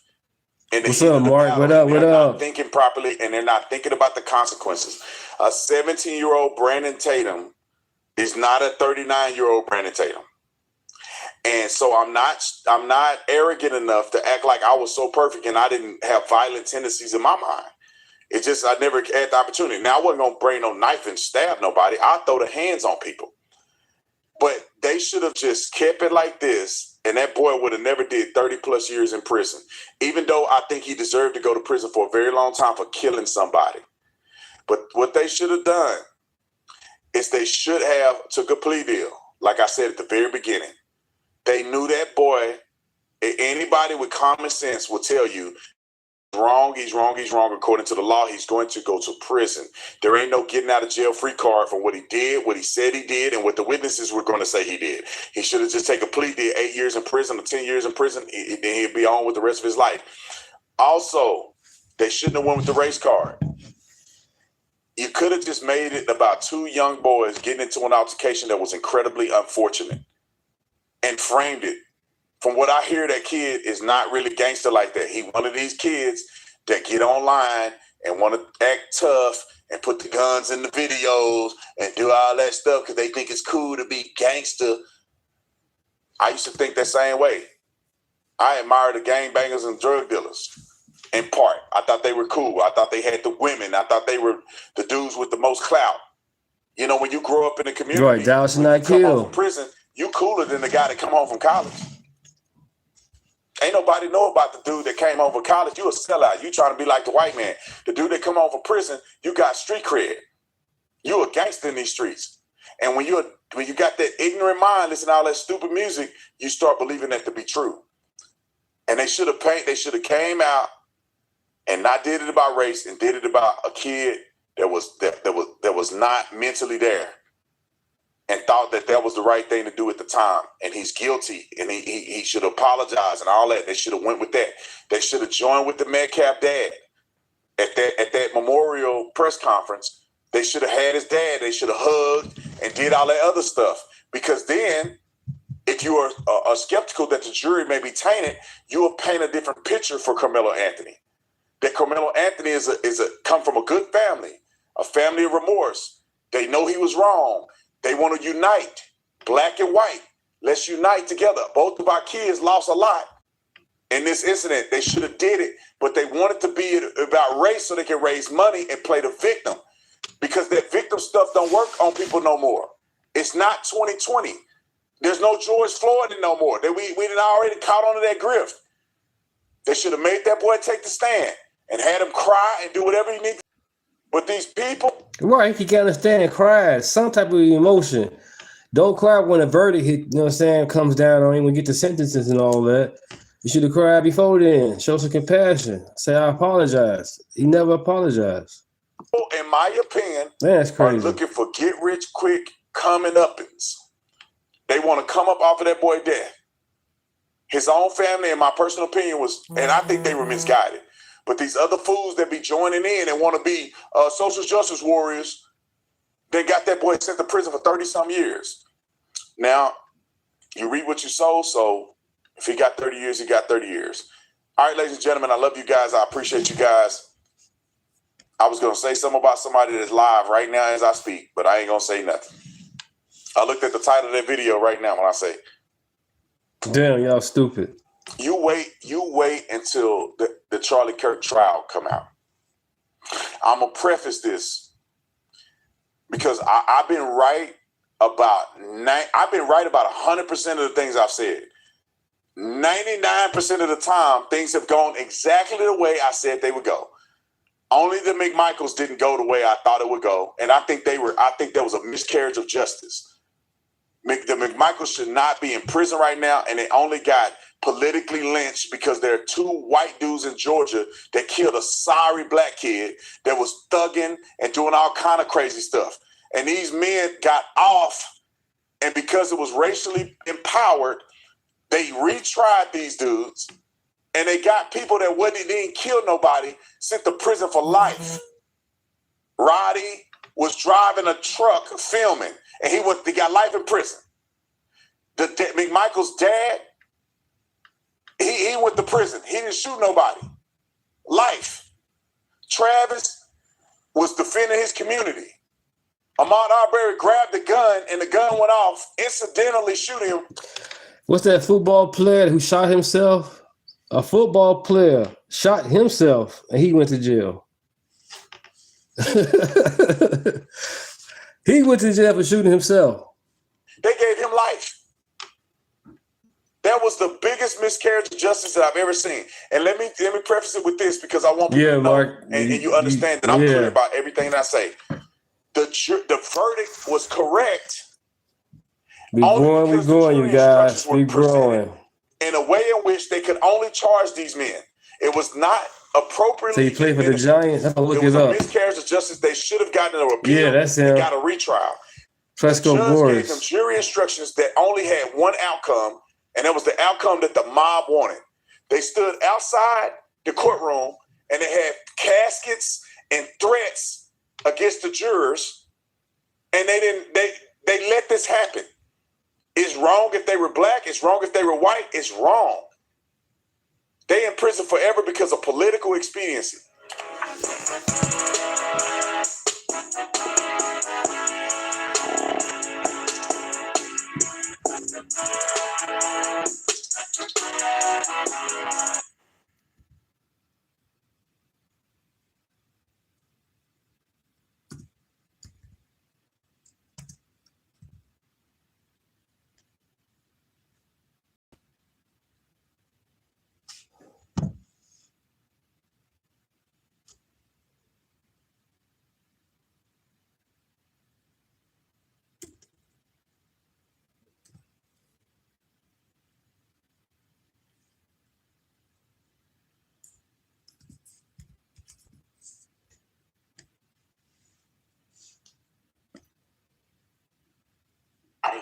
Who claim they care about? Y'all see these black babies right here? I am calling on every single Carmelo Anthony supporter, every Black Lives Matter activist, Al Sharpton, and every single body who claim they care about young black people. Why do y'all care about Carmelo Anthony more than y'all care about these young black babies that were gunned down in Chicago? So many black children, young innocent kids, have been gunned down in Chicago, and there is no protest for them. There is no outrage. Y'all don't even start GoFundMes. Y'all don't even start give, send, goes for these young children who are gunned down in Chicago. But y'all are mad about Carmelo Anthony being sent to prison because he decided to bring a knife to attract me, because he decided to stab somebody. And y'all are upset because he's being sent to prison, but you don't care when these young, innocent babies, these sweet angels, are being sent to their graves so freaking early. Y'all don't have nothing to say about that, right? Oh, see, I'm not allowed to talk about this, right? Because when I bring up black on black crime, oh, we don't want to talk about it. But y'all pretend to care about the lives of black people. Y'all pretend to care about the lives of young black people. Y'all don't give a shit. Y'all don't give a damn about the lives of black people. All y'all care about is selective outrage. All y'all care about is propaganda. All y'all care about is pushing a freaking agenda. That's all. And y'all really only care about black people when they are killed by white people. And y'all only care about black people when they go to jail for killing white people. Y'all are so freaking racist. It is disgusting. I am so sick of this fake ass outrage. Right, the white lady got stabbed on a train, sitting down, minding her own business. The black dude, dreadhead, stabbed her. He goes to the mental hospital. No jail time. I am so sick of y'all pretending like you really care about black people. Because if you care about black people, you would speak up with all this killing going on in Chicago and all this killing going on in the black community, period. You would speak up and say something, but y'all excuse my language, but they don't say a damn thing. But you love black people. I really love black people so much. Then tell black people to stop killing other black people and tell our young black boys to stop killing people and committing crimes. Carmelo Anthony is a convicted killer. He was in the wrong. Point blank, period. So quit miss me with all this. What am I gonna tell my black son? Tell your black son don't be like Carmelo Anthony.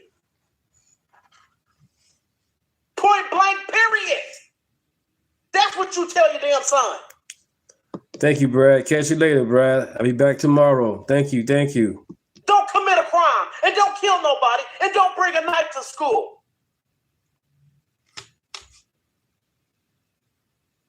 And y'all can keep coming at me. Y'all can keep telling me I ain't really black and I'm whitewashed. Call me what you want. Call me Uncle Tom Cool. I don't give a damn. Okay? I don't care. I don't want to be associated with any freaking community that thinks it's okay for a white kid to get stabbed at school for no damn reason.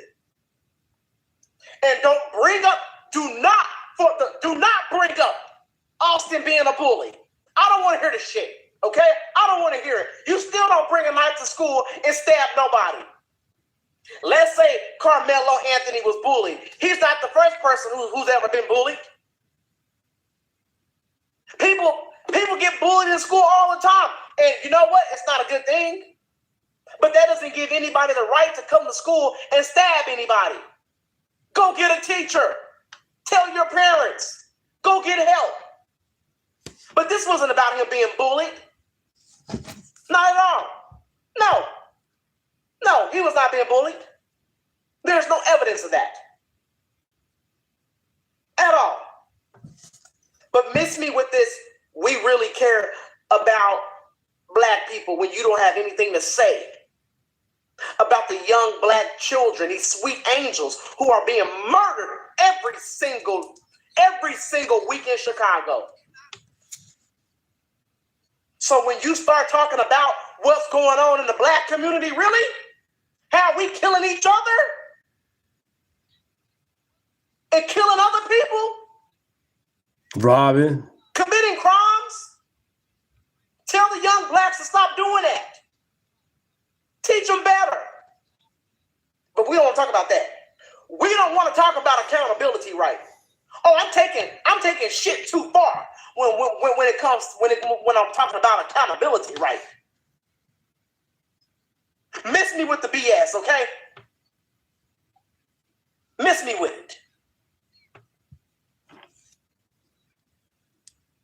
White just to Carmelo Anthony's entire case. You cannot bring a weapon. I want to just start by asking you. So you can't say I was What if he says self-defense? There's no self-defense because if you are afraid the day before, well, you have to take a weapon to school, why not notify your parents? Parents, you notify the school teacher. School teacher that's bringing these kids in here and resolve this issue. It's called conflict resolution. We was taught in homes that has morals and values, you tell the teacher. Somebody with you, you tell the teacher. Let the teachers know so when y'all have an altercation, you're cleared and you're covered.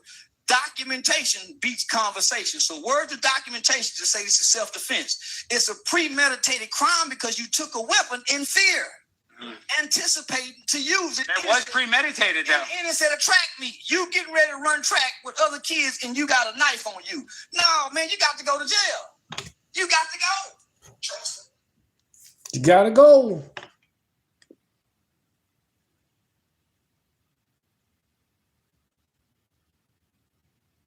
Animosity, but they laughing too, and they. It's what people do after it happened, because once the verdict comes in, once the evidence is presented, once the jury goes home, everybody has a choice to make, right? Accept it, question it, or make the entire thing about themselves. Hey, y'all, ever since this Carmelo case, like, real spill, every time I come out the store, and it ain't just, us, like, I'm talking about them. Like, you can feel the animosity, but they laughing too, and they trying to provoke us. Like, they literally trying to. Appreciate you guys, man. Been live streaming for 2 hours. Thank you guys, man. It's all about common sense on this channel, man, and the truth, and to learn. If I make a mistake when I say something, correct me. I'm here to learn and do better, on the real. That's more unity for everybody. That's what your channel is about, unity. It's political, but it's about getting unity. And if you don't know Jesus, know Jesus. Because all of this BS going on, God is in control, period. God is in control. Other than that, let's continue. Name's Deunta. Provoke us. Don't let them people provoke y'all. Y'all, I'm out on the road. You see what I do. So I'm telling y'all, like, I'm feeling it when I go in the yards. I'm knowing what's going on. I'm paying attention to my surroundings. So I'm seeing this as I'm going in the stores. Y'all, don't let them people provoke y'all, because they almost got me this morning, and I was about to put some on that ass, but it ain't time yet. Not yet. Like they really think they won. They really think they won when we still winning, because we can still sit out in the sun and not get burned. We still got the middle. So y'all ain't won shit. You know, this shit is not over. Carmelo, we coming for you, baby. Believe that. We coming for you. It ain't over. It ain't over. Hey, y'all. It ain't over. Now, before we get into all the details, before we even do that, I need y'all to appreciate how uniquely modern this is. Imagine waiting on a package, it's delayed. You assume it's weather, traffic, maybe a warehouse issue. Then you hop online and discover your delivery driver decided her route was the perfect place to host a criminal justice podcast. Now, the thing that stands out isn't even an opinion. People are allowed to have opinions. It's how comfortable people have become turning every uniform into a microphone. Some folks don't separate personal beliefs from professional responsibility anymore. Everything becomes content. Everything becomes a statement. Everything becomes, look at me. And shout out to Donald Trump. Yes, Trump. You know what I'm saying? That's what I voted for. Never surrender. Yes. Happy belated birthday. Eventually, employers start looking at that too. Mm-hmm. So a lot of y'all are complaining about people losing their jobs over supporting Carmelo Anthony. Y'all are so fucking stupid, because they're not just supporting Carmelo Anthony. They're being blatantly racist against white folks. And there's not enough black-owned businesses in America for black folks to be racist against white folks. Because more than likely, white. And the purpose of me showing this videos and the videos I be showing, it's not for no clicks and views and all that. It's about sharing the truth out here, you know. Because I'm watching these videos, I'm learning with you guys. I'm reading the chat, I'm listening. Some of you guys I know, so yeah, I'm learning with you guys and growing. So every now and then I be showing my subscriber account, because man, we growing together and we learning together. So that's how I be saying, like, share, and subscribe on the real, because you guys are a blessing. Look at that, we growing. Thank you. We growing. Folks or your employer. Same thing with Charlie Kirk. Y'all lost jobs over him. You could disagree with Charlie Kirk's politics, good morning. and you could claim that Good Carmelo afternoon, Anthony I should is say. innocent. Good afternoon now. Good afternoon. But being blatantly racist and evil, celebrating somebody's death, that's not a good look. We got 27 people in the chat. That could be 27 subscribers. Why not? Common Sense Channel. Let's grow. Let's get it. For you or that job, freedom of speech does not mean freedom of consequence. Ain't that y'all favorite quote? Start living by it and quit being fucking idiots. I know that's right, man. You know, that's the part people always miss. Consequences don't usually arrive because somebody had an opinion. Consequences show up when people decide they're representing an organization. Thank you, Sleepy Time. Thank you, everybody. The ones who have subscribed, thank you guys. Really appreciate it. You guys be showing up, you know what I'm saying, and showing out. Really appreciate you guys. And once again, I go live stream Monday, Thursday in the morning. I go evening too if I have to. And I also do long form, short form, shorts, all that. Trying to get the information out there to you guys. They should want acting like they're representing thanks themselves. for the star. Thank you. I'm telling y'all that this is where it gets more serious, because we're not talking about a random person on social media anymore. We're talking about somebody connected to a system that requires public trust. Whether you agree with her comments or not isn't the point. The point is perception. If your job depends on people believing you'll treat everyone fairly, then publicly sounding like you've already picked a side becomes a problem. That's a conflict of interest. Yep. And what's fascinating is how quickly these conversations move. A case starts with a courtroom, then suddenly it's workplaces, then schools, then social media, then government employees. Thank you, Nicole. Thank you. 5 different battlefields, I'll tell you that. And right when you think the discussion couldn't get any bigger, crash. You know what I'm saying? I'm all red pill. Ain't no black pill BS going on here, man. You got some people out here saying they MAGA, then telling them to go a certain way, and all of a sudden now they get black pilled. No, that's not cool. Waste to television. Thank you for super chat again. Thank you for the gold coin. Thank you for the gold coin. Appreciate it.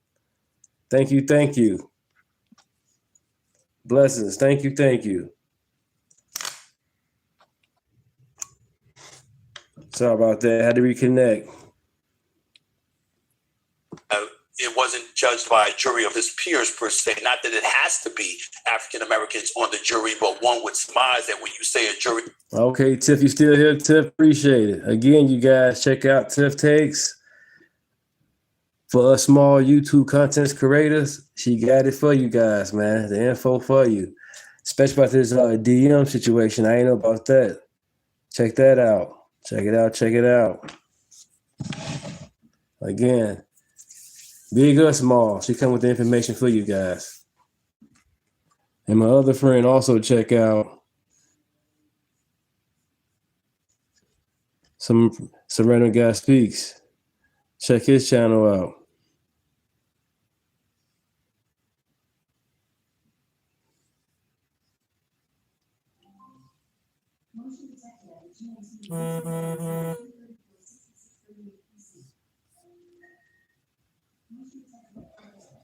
Of your peers is one that's judging you, it would consist of at least some African Americans, but that was not the case. What was your initial reaction upon learning the verdict for Carmelo Anthony?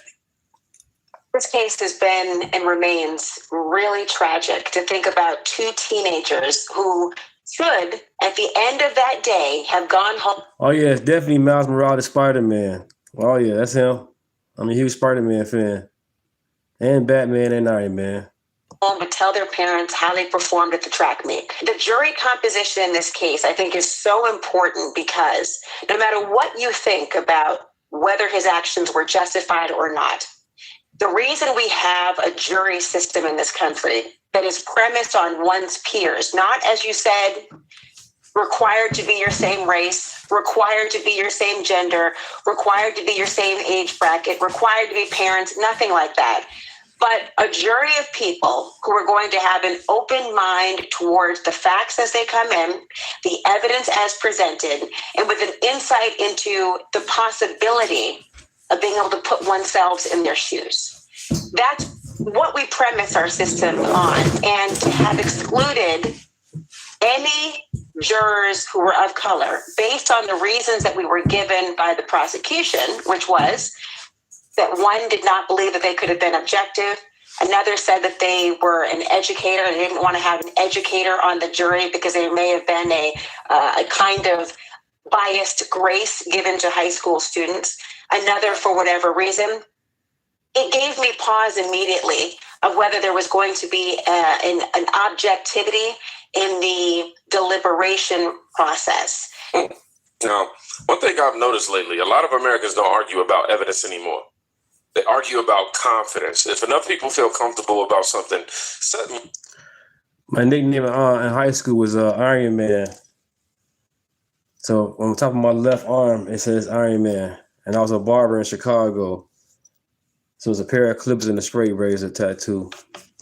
Discomfort itself becomes evidence. Not proof, not facts, not testimony, discomfort. Aquaman, okay. Jury selection is a real discussion. You like swimming? It's fair to talk about. It's definitely fair to talk about. But what fascinates me is how quickly the conversation moves away from what happened and toward who was sitting in the room while it was being discussed. Because once that happens, we're not talking about the case anymore. We're talking about our trust in our people. Thank you, guys. Thank you. And that's a much bigger conversation, right? Which brings us to Willie D. Right here. This guy is an idiot. This might be the most. This guy is an idiot. He is really trying to cause for division, man. He going all out any cost to prove himself right. And all the facts is there. But really, he don't care about the facts. He just chasing it, man. He a straight send off, and he has a platform. I think he got I think he got 1 million subscribers. That's not cool. But you know the ones that's following him. The ones that's victims. All he got is victims on his subscribers. It's an interesting clip of the bunch, right? Not because of what he says, obviously, because of the question hiding underneath what he says. It should be illegal for a person of any color to be on trial fighting a murder case and not have at least 1 or 2 or 3 people that look like them from their ethnicity. He didn't read he didn't read like they saying. The black people say they couldn't do it because he's black. And that's the thing about it. If that's the case, then don't say it out loud. Don't say the quiet part out loud. If you're gonna do the dumb shit like that, because you know the man was wrong anyway. He was wrong. But don't say the quiet part out loud if that's the case. The man is guilty regardless. But don't say the quiet part out loud. If you want the man to get a lesson sentence, go in there and be quiet. Sign whatever they supposed to sign so you get yourself in there. They can't do that. Too dumb to read the thing right way. You know what I'm saying? No jury of his peers. They said he couldn't do it. It was like 3 or 4 of them. Judging them. It's kind of like in boxing, right? I use the boxing analogy where if you fight, if you're from the United States and you're fighting overseas, you're going to have at least 1 U.S. judge. There's going to be 1 U.S. judge, and there'll be at least 1 judge from the country that you're fighting in. Right. Well, what's color the judge, though? You said the American judge. The American judge could be any color. So you don't BS, really. Come on with this wordplay, man. You playing around. Stop it. That's the way they do it. And I think it might be a judge from a neutral country. 1 judge from the country that this guy is from. So you're trying to say because they're the American, it's a white person doing it? No, it could be a black person. It doesn't matter. They're the American. That the foreigner is from, 1 for the countryman, and 1 that is neutral. That is because they want to mitigate favoritism. That's how it goes. It's human nature. We all come with our own set of implicit biases. We're human beings. It would be very dude's a sex offender. He getting information from. To make a statement that, yo, nasty bastard. We can do this. We can be. I do believe that a jury, an all-white jury, can judge fairly somebody who's not white. And the jury wasn't all white either. No, they can't. No, they can't. You might find one, it's a needle in the haystack. Oh, wow. Think about it. If fairness requires agreement, was it ever fairness? Or was it reassurance? Because those are 2 completely different things. Most people don't want a fair outcome. They want an outcome that feels safe. They want to look across the room and see somebody who reminds them of themselves. But that's a very human instinct, but it's also why these conversations become so difficult, because eventually every group starts asking the same question. Who speaks for us instead of what actually happened? And now we get to what might be the most uncomfortable clip in this entire video. Not because it's loud. This is quiet. So I know I'm about to receive a lot of hate from this. I got Jesus Christ in my life. I really don't care. And I've been trying to hold myself back from speaking on this subject, the Carmelo Anthony case. But I've been online and I've seen a lot of videos, and I'm learning more and more about it. A lot of black people don't understand why there are no black jurors, on the trial. A lot of them don't think. Sorry, y'all. We finna speed this up just a little bit. I just realized that this is a dang near 6-minute clip, so I'm gonna try to reduce it a little bit. Let's see what we got. Deeper than race, So I'm gonna explain it to you. The reason why there were no black jurors, the reason why I believe, I'm not gonna say, I knew everything else. The reason why my belief system, is because of the response on the internet from black people about this case, about this situation. A lot of black people actually believe that Carmelo Anthony is not a murderer, or that Carmelo Anthony defended himself from a push. A lot of black people believe that what Carmelo Anthony did was right. Let me say something. If the roles were reversed, y'all would want the little white boy dead. If a little white boy stabbed a little black boy at a school track meet, all hell would break loose. Every black parent, every black person would be screaming, life in prison, the death penalty. People would definitely be screaming just racism, racism, racism. This is how I see it. A lot of black people are biased. Y'all showed them. Y'all showed by running y'all mouths on the internet like I'm doing now. Y'all showed the whole world that no matter what a black person do against a white person, that black person is always right. That's why there are no black people on the jury, because most of us are biased. Most black people are biased. And we see it with the Carmelo Anthony case. Y'all not screaming the same stuff about them little boys who shot up a car with a baby in it. Where are all the outrage for the boys that have the guns? Where's the death penalty outrage for them? Where is it? When it's black on black crime, y'all seem not to care so much about it. It's so weird. We're talking about children at a goddamn school track meet. No weapons should have been on the premises, period. Why is this such of a topic of discussion?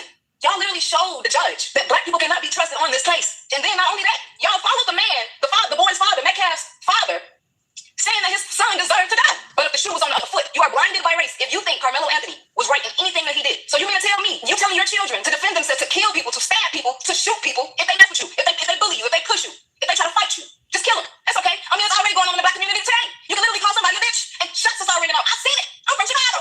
I've seen a lot of stuff. I've seen boys lose their lives just for simply asking the goddamn question. Oh, where you from? So no wonder why there were no black jurors. All because y'all wanted the little white boy to die. Y'all wanted him to die. Oh, if you're racist, you deserve to die. That's not right. That's not a right way of thinking, and that's not a godly way of thinking at all. Y'all are looking at somebody that was called a nigger bitch by an old white man. I didn't have the need or the want to take that man's life. This is a sad fucking community. This is a sad fucking generation.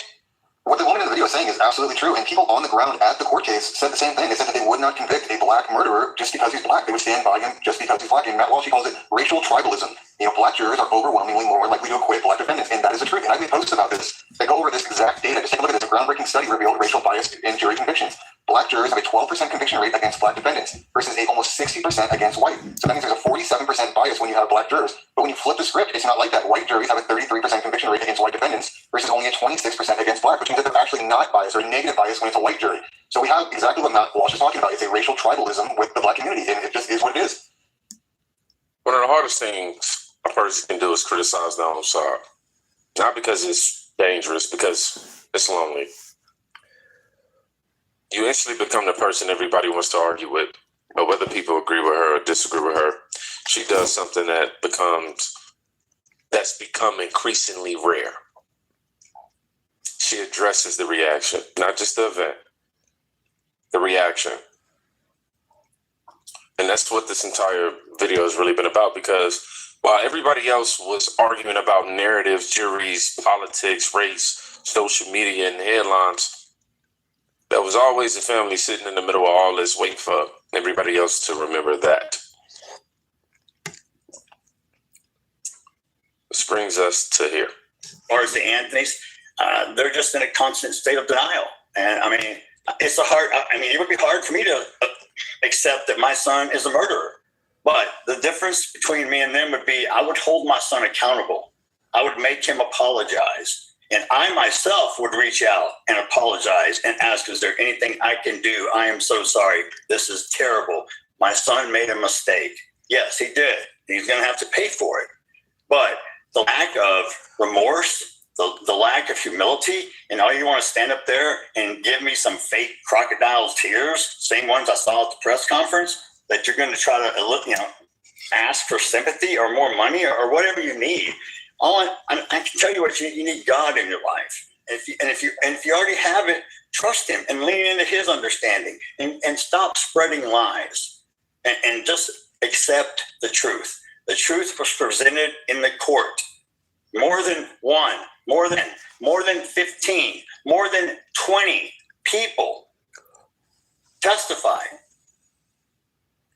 There was no mistrial of justice. There was all white jury. There was many minorities, and like you can't fill out your form stating your bias if you expect to be picked as a juror. That just totally eliminates you.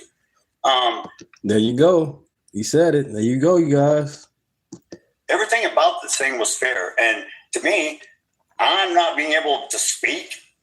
Did I feel like that was fair? No. While they all have tiered cells and activists on TikTok. Carmelo Anthony was out free. The boy graduated. Carmelo Anthony got a chance to graduate. Yeah, he had a 3.7. The man graduated. His son didn't graduate. His son didn't walk across the stage. Diploma and all that. Come on, y'all. TikToks TikToks every night, monetizing, making money, telling lies, and while I stand here and just have to keep my mouth shut.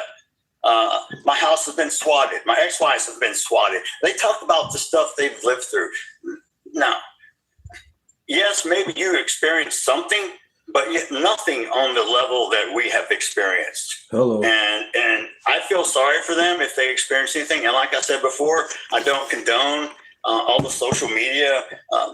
See, the man still saying he feels sorry for them. He said he forgive them. He also feels sorry for them. Come on, this man's not racist or negative, man. The man want peace. Memes and derogatory comments, because I know how it feels, because your side has done it to me 4 times as much as they're doing it to you. But either way, 2 wrongs still don't make it right. Hello. And I think this is where the story ends. Not with commentators, not with influencers, not with headlines. A father, a son, a family that doesn't get to move on just because the internet found a new topic. The strangest thing about public tragedies is how quickly spectators turn them into mirrors. Everybody starts seeing themselves, their politics, their frustrations, their tribe, their arguments, and eventually the actual people involved start disappearing from the conversation. Maybe that's the lesson. Not who won or not who lost, not who posted the best clip, just remembering that a life is heavier than internet loyalty. And sometimes the most important thing we can do is refuse to turn somebody else's tragedy into our own identity. So if you made it to the end of this video, I want you to put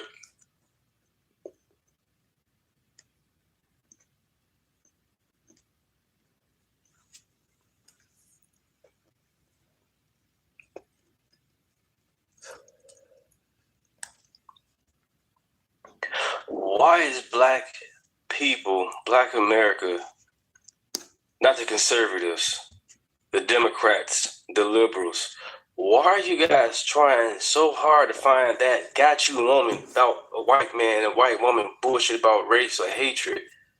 Y'all study trying to chase for it. It's not there. If it was, it's years ago. It's not now. What the heck is wrong with you people? I get monetized, but I can't. I get demonetized. I can't do it right now. But you guys want to study, keep on being divided. You get people out here punching white people for no reason because of a certain verdict, because of a certain outcome that you don't like. You resort to violence. That's stupid.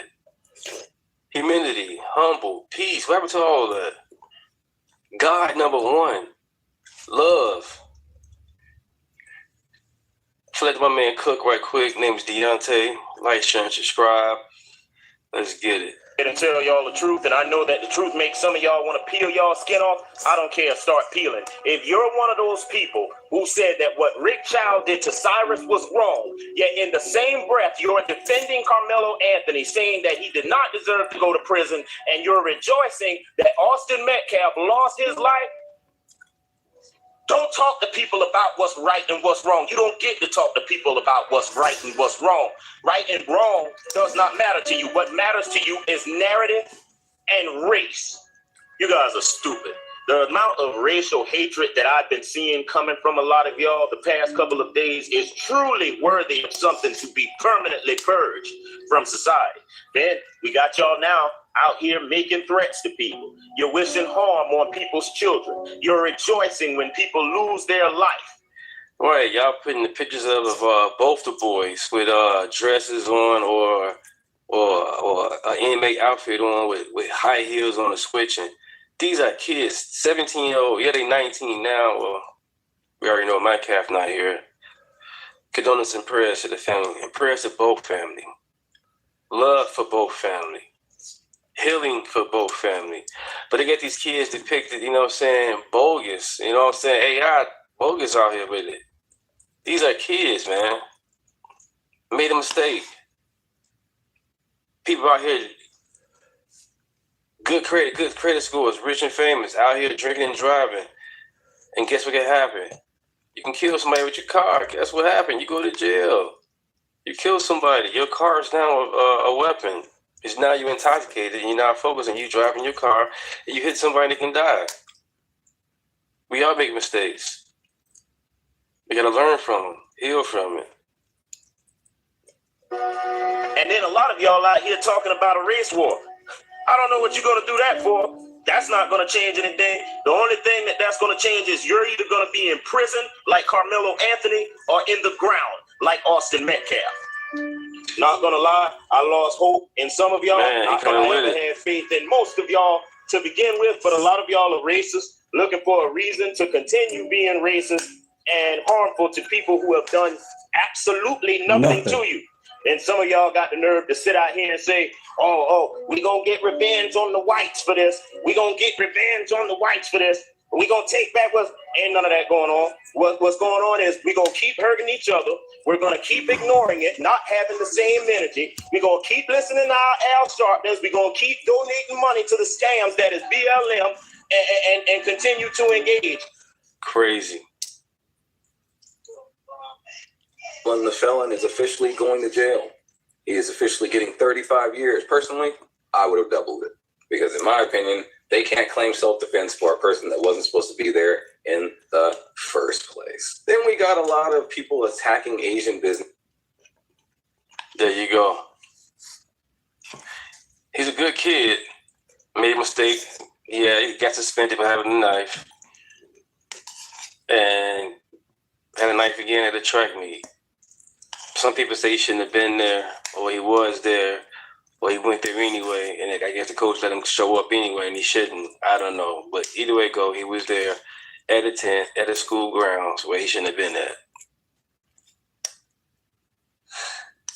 That's not standing your ground. That's not being bullied. Trespassing is not bullied. Trespass is not being bullied. I don't get it. You're in the wrong place. How you being bullied? They tell you to leave. No, I'm bullied. I'm standing my ground. What? That makes no sense. And this is still because of the whole Cyrus Mr. Chow thing. If you watched any of my videos before, you will know that personally, any 14-year-old with a gun is a problem. And it's not very wise showing up to a store. Especially if he was trained how to shoot that gun. They were trying to compare the Metcalf family with the boys with the gun and also Camelo with the gun. Austin and Camelo with guns.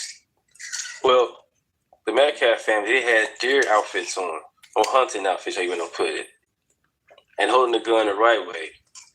You got Carmelo Anthony holding the gun, throwing up gang signs. You got Carmelo Anthony holding the gun, throwing up gang signs.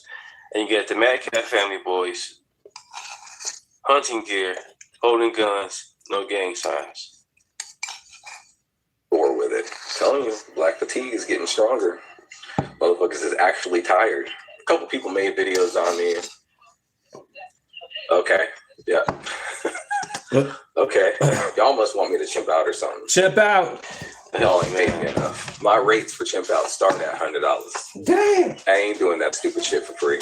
As for a response, I could give a fuck about what y'all saying. Other than that, thanks. Don't chimp out. In other news, Ohio's weed sucks. I let it finish right quick. That's my man. He funny as hell. But yeah. It's my man Ed. He be coming with it. Check this out. Check this out. Carmelo Anthony is being protected by a woman named Candace Matthews, who is a part of the National Minister of Politics of the new Black Panther of Texas. Apparently, there are multiple versions of Black Panther. Some of them don't associate themselves with others, I guess. Nevertheless, she gets on and do a press conference. I was called. I was summoned here. I'm here. Thank you. Thank you for coming. Thank you for arriving. Did you arrive with money? Because at this point, that is the only thing that's going to help this. He's going to cook you guys. Be quiet. This boy out. It's money. Matter of fact, why didn't you help him out 8 months ago and pay his attorney fees for him to have a good lawyer? You see, all these people are going around talking. I'm here. Did you show up with money before? They gave this boy one of the weakest attorneys. Not that would have mattered if he would have got a good attorney or not, but he showed up with one of them. They showed up with a Craig. I gotta say this. He said he did it. It's not coerced. now put to the corner. As soon as the incident happened, he said he did it. List attorney. Okay, a credless attorney. Any real good attorney would have gave that boy a plea deal, would have accepted that plea deal. Any good attorney would have made that boy take that stand. Any good attorney would have minimized that 35 years to 20, 25 years. Anything helpful, you would have shown up there, I'm here now. Girl, you like a buffoon. I ain't trusting nobody with that many rings on their face. The judge. Texas don't play. I hear that. What? Texas do not play.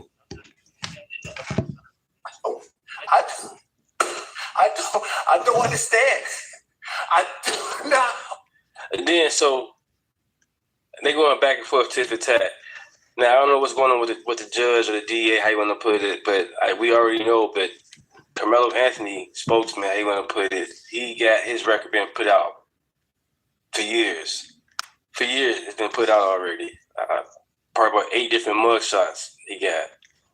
He got an Al Sharpton shag, long hair, and then you got, the wave cut he got now. But he started off with the Al Sharpton shag, how you want to call it.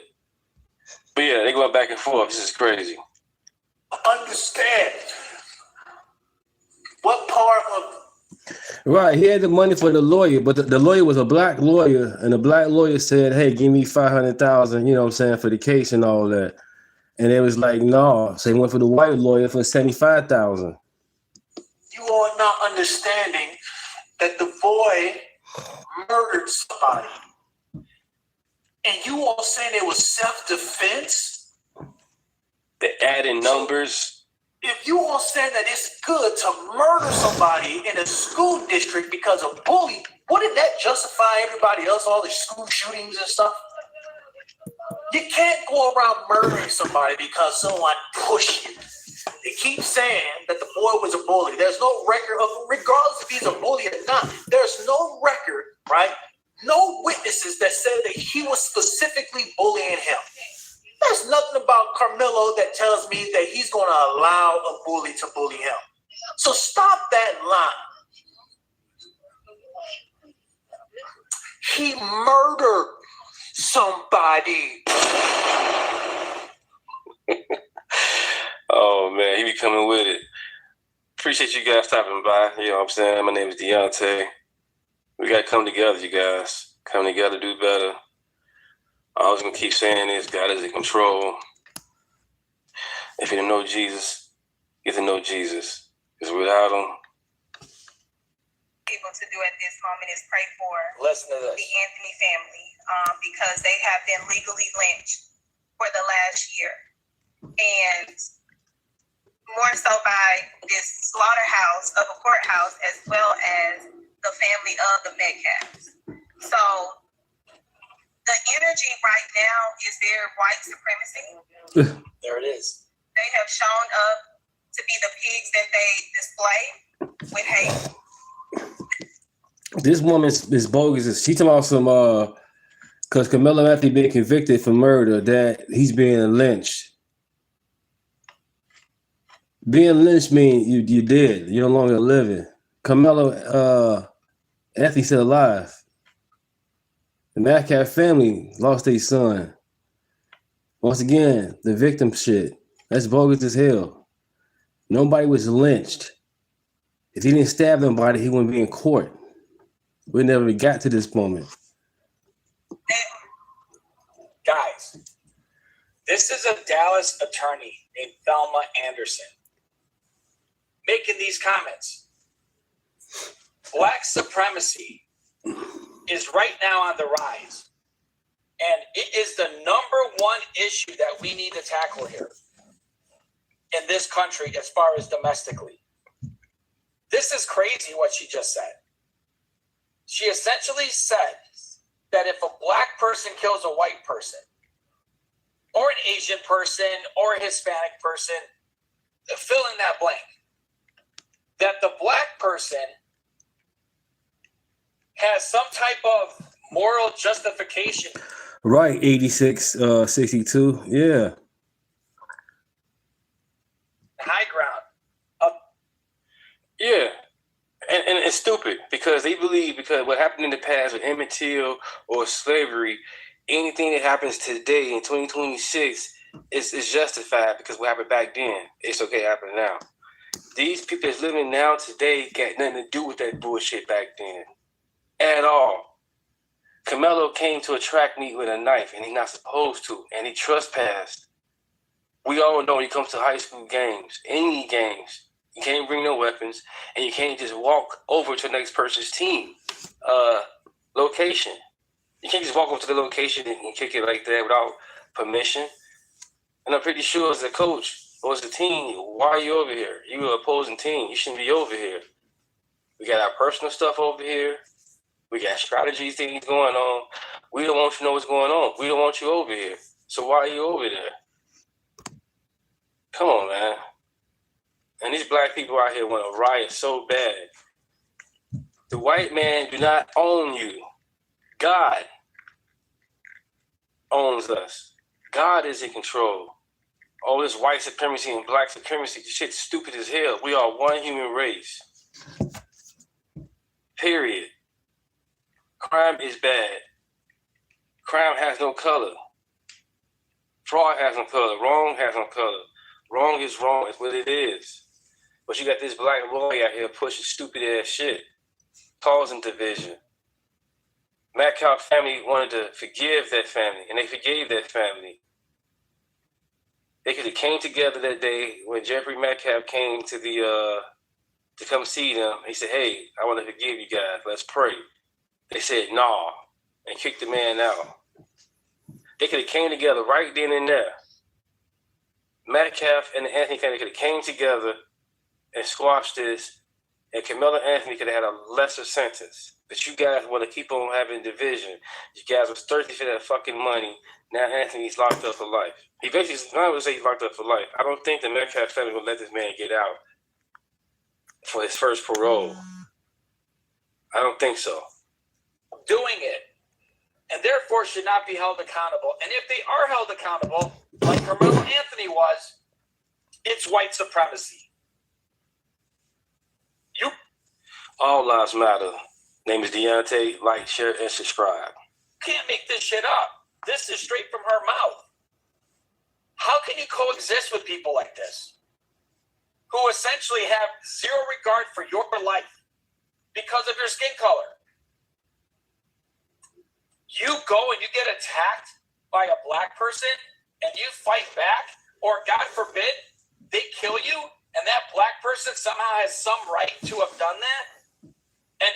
And if they're held accountable, it's your fault that you died? Stupid. This is ridiculous. There's thousands of videos like this. She isn't alone in this. This is insane. How can you coexist? Fuck that black card. I'm sick and tired about this black card. I'm cooning. So what? I'm thinking on my own. I got my own mind. I create my own narrative. And that's the truth. Common sense. Exist with people like this. Insane. Yeah, it's insane. She's a lawyer, black lawyer out there spreading bullshit. Fuck that black card. Who cares? Wrong is wrong. It has no color. You made a mistake. Forgive. Don't do it again. But this situation should not cause no riot. It should cause a wake up. Let's do better. Accountability. Comply. Somebody asks you to leave, leave. If you don't belong there, go. Leave. Stop trying to be tough. Fuck that shit. Damn. Like, share, and subscribe, you guys. I just want to share that with you, man. Prayers, man. Prayers for the family. Prayers for everybody. God is in control. Like, share, and subscribe. Thank you for stopping by.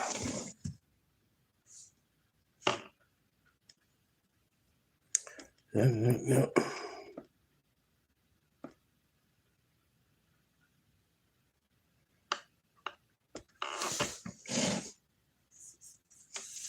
You tried to shoot your shot at Meg when she came on SNL?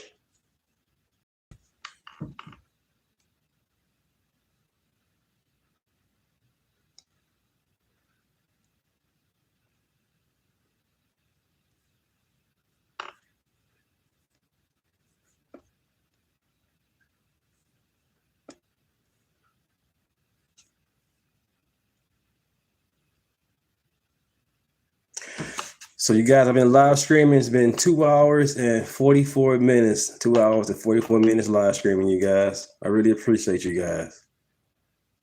Oh, yeah.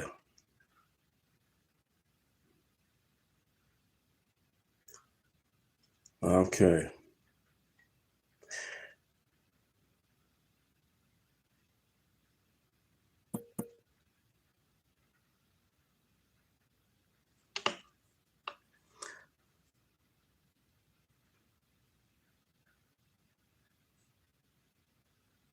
Hey, Johnny, this channel, we cool over here, man. We love all over here. I'm an American. I don't see color.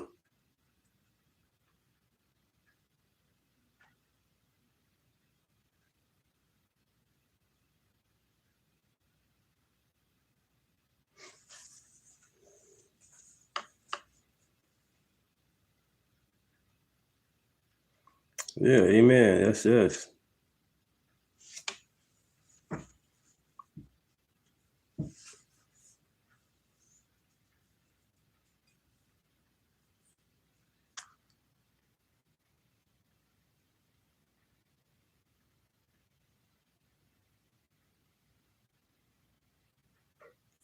We can get along.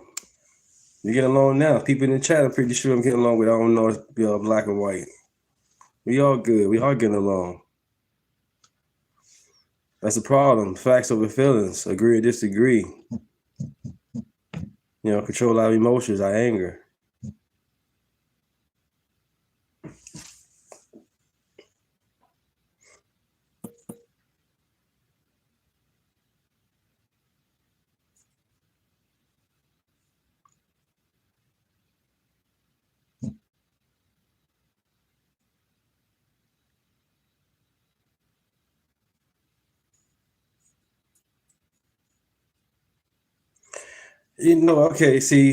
When you have a race of people who have been enslaved, killed by the government and white for centuries, that was back then. That's not going on now.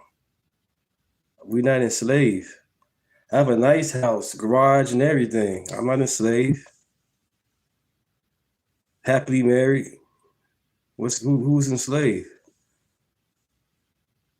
And then the ones who's enslaved right now are the ones on the EBT. You know what I'm saying? The SNAP people. Get off the SNAP benefits and get a job. The government can't tell you about your sugary drinks. And the ones who voted Democrat, when it came to COVID, they told us to stay in the house. You can't go out and see grandma for birthday parties.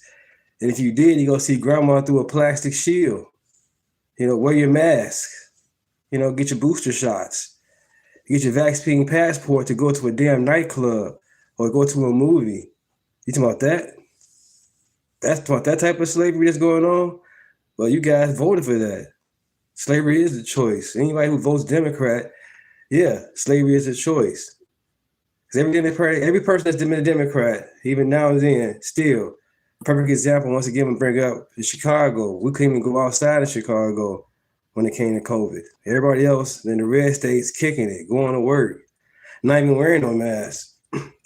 When it came to that wearing that mask shit, I said, babe, come on, we can go kick it, we can go out. I went to every restaurant we can think of. I looked inside. Before I went inside, I'm like, they wearing a mask. If they wearing no mask, I ain't going in there. You know what I'm saying? They weren't wearing a mask, we going in. If they wearing it, I'm like, forget it, we ain't going. Forget it. It wasn't that serious. When it came to like Indiana and certain places, they didn't have a mask on. It was cool. I got a chance to eat. That shit's stupid. You got your mask on, you got to eat, put the food in your mouth, put your mask back on, eat, put your food mask back on. That's stupid. And then I worked at Chicago Public Schools as security. They had to do the temperature checks. And them temperature guns wasn't reading your temperature right. Asking what vacation did you then they asked did you go out of town? Like you went out of town for like 3-4 days, you couldn't come to a certain building. You couldn't come in the building. All that shit was crazy. Your temperature had to be on point. If you went out of town, how long was you out of town? There's all other stuff before you come into a building. That stuff was crazy. He said, stop the calling. you got on here?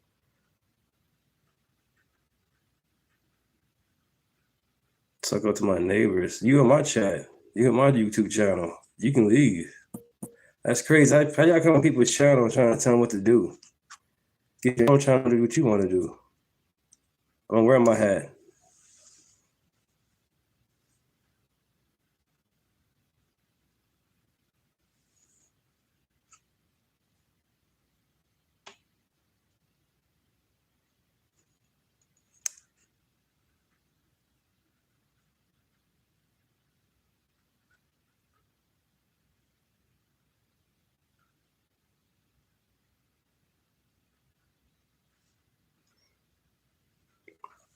No, everybody's not racist, right? Not everybody's a thief. People just choose to be that. Oh yeah, USA, baby. All day.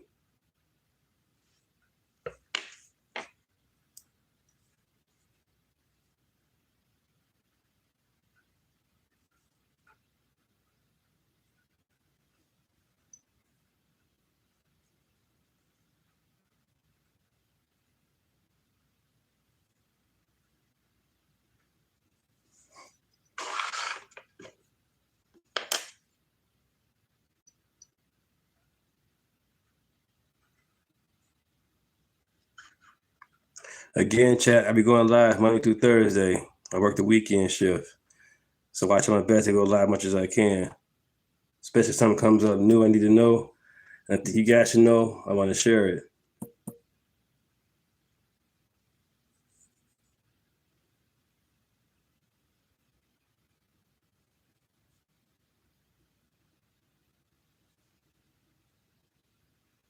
The doubt, and I feel like I'm the last domino to fall.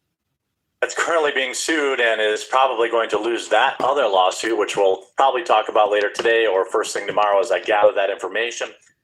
But the whole situation around here, around this grift is, completely insane. I also have a new video, a new TikTok trend that will probably make you lose faith in humanity. Yeah, so now he might be showing this video. This the quarterly. It's a video out going where the teens are portraying themselves as being stabbed, marking Anthony Metcalf. Why do we glorify death? You know what I'm saying? In the community of blacks, you glorify killing, raping, stealing, all this negativity, and then you dance about it. Then it goes viral. It's crazy. And I just feel like I have to show it to you because, it's what I do. Hey, I appreciate all your support. No ads in the videos today, I promise. Just leave a like on it, subscribe or follow down below. I hope you're doing well. Let's first start with a little bit of a white pill. Let's start out with this. A man heads to young Austin Metcalf's grave after hearing rumors of it being disrespected. Oh, wow. Thank you, guys. Thank you. That's nice. Hey guys, thank you. Oh, he's got music on it, of course. I came out here because, I can't play it. He's got a coach hat on, I think. Now, it's very nice, but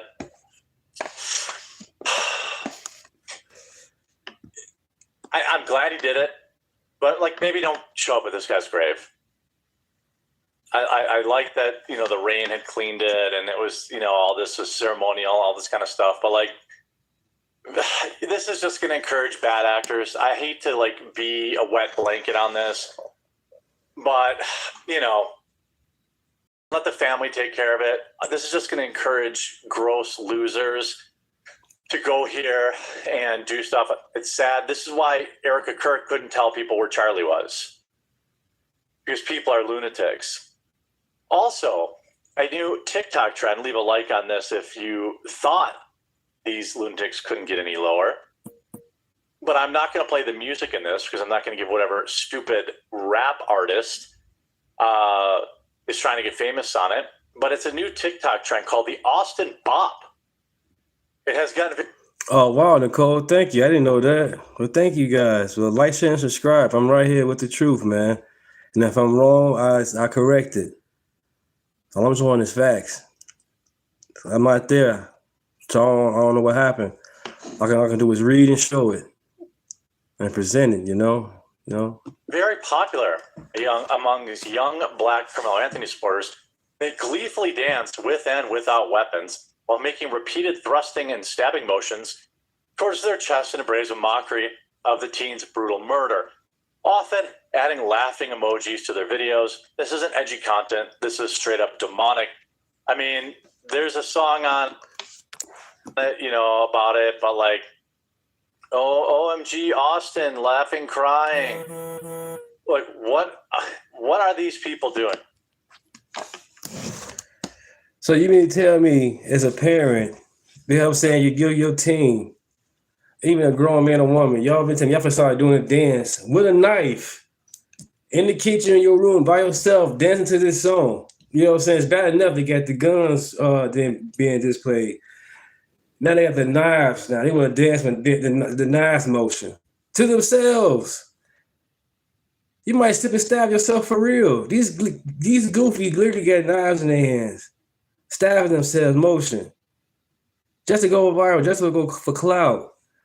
Where the parents ever this? I'll be like, man, I'm whooping their butt right now. Put that knife down. Sit down. What are you doing? Oh, wow. Look at this. What are these people doing? Well, you can't play the song because of music. Rear end. I think that's a girl. I'm not sure. She a stud. There is a. If I can have just a real moment with y'all, like, I think of all the content creators covering this, I feel like I have really, really gone out of my way to hit, always follow up with hashtag not all. And I'm going to do that in this video too, because I don't want to live in a world where there isn't at least some good in some groups of people. There are absolutely good young black folks that. I'm going to say this again. These kids is acting up, these teen takeovers, and this dance thing going on. These are the kids from COVID, from doing that e-learning in the house, learning off the doggone laptop instead of being in the classroom with each other, or just period. Just not learning from the book, learning from the doggone computer. That's what their brain went to. 10-second videos, and that's all they need to see, and they out here going nuts. Them damn e-learning kids are admonishing this, that say it's gross, things like that. I used to think that they were the rule, but now I think they're the exception. And that's a big, big switch in my personal belief system about this subsect of this community. And we're generally talking about young black males. I felt like they can't all be like this. They can't all hate just white people for no reason whatsoever. And they don't all. But after seeing this Austin Bop, whatever it's called. That's what it's called, Austin Bop. Wow. To me, at least in my opinion, they're the exception, not the rule. I know I have probably 0.05% black viewers. I know they're probably not doing this stuff. But it's just so sad. It's just like, what are we even doing here? Why are we, I no longer can give people the benefit of the doubt, and I feel like I'm the last domino to fall. 34. Thank you guys. Thank you. We are growing. Thank you. A young man is dead. Another young man in prison for his life, and he probably won't survive prison. I just have this feeling about it. I have a feeling I'll be reporting that there was a scuffle and something happened to him. There's a certain brotherhood that is very popular in prison that probably doesn't like him. I don't think he's going to make it out of prison. So we're going to end up with 2 young lives snuffed out because of the culture. And it's just so disgusting.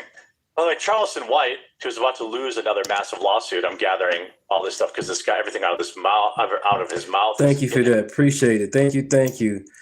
Thank you guys for the super chat. Thank you guys for subscribing. I really appreciate it. Name's Deunta. Thank you. Let's continue. In trouble. He's now threatening to have Carmelo Anthony Thank you guys. Thank you. And began selling watermelon felon t-shirts featuring his face. Thank you. I'll make sure your son catch hell in prison. I'm off the Carmelo Anthony case. I ain't put no goddamn money toward that boy. His daddy too goddamn weak for me. I don't like a weak dad ain't willing to die, kill, or go to jail for nothing. That on some bills paid. I'd rather stay with the Jeff Metcalf than I would with Carmelo's daddy. Weak, dark side is conservative. I ain't standing with no weak ass black man. I'm off the case. I'm sending the money back. Go get them weak ass from Trump. I'm out. Now, I don't see a threat. I don't see a threat of that. But he did have this, Charles Carmelo Anthony. Watermelon felon t-shirts are available at therealcharlestonwhite.com. Link in the bio. Who's going to stop me from doing his weak dad like this? I mean, he should be worrying about the lawsuit that he's going to lose to Sarah Fields. We got more on that later. I didn't hear him say, I'm going to make sure he catch heck in prison. But we have idiots, holding up planes doing this stuff. Excuse me, everybody. I'm going to Streaming University. But most importantly, free Carmelo. Thank you. Nobody cared. Right, she wanted a reaction. She didn't get it. And nobody cared. Nobody cared. You're going off to university, but you ain't never leaving the hood. Yeah. This will be yet another. She went to university. I'm going to the college, but I'm still ignorant. Now, to be fair, there are a lot of people that go to college that are still ignorant. But we have this other fellow here. His name is, let's see, this guy also happened in Denton. He has a TikTok education. Country boy at Carolina Bread One has a problem with people reporting facts on the case. And all these people are going to Thank you. They're very, very dumb. Miss Fields has come to my attention. You've been taking things from my page. You even announced my boss Rig, his company, and not to exclude you, you have committed a violation of USC 28-4104 by announcing to this app, I believe you said, I went after my 15-year-old. My case regarding this matter was far from attack. Oh, so you did do it. So you have a case. So you have a case on you over it. So, okay.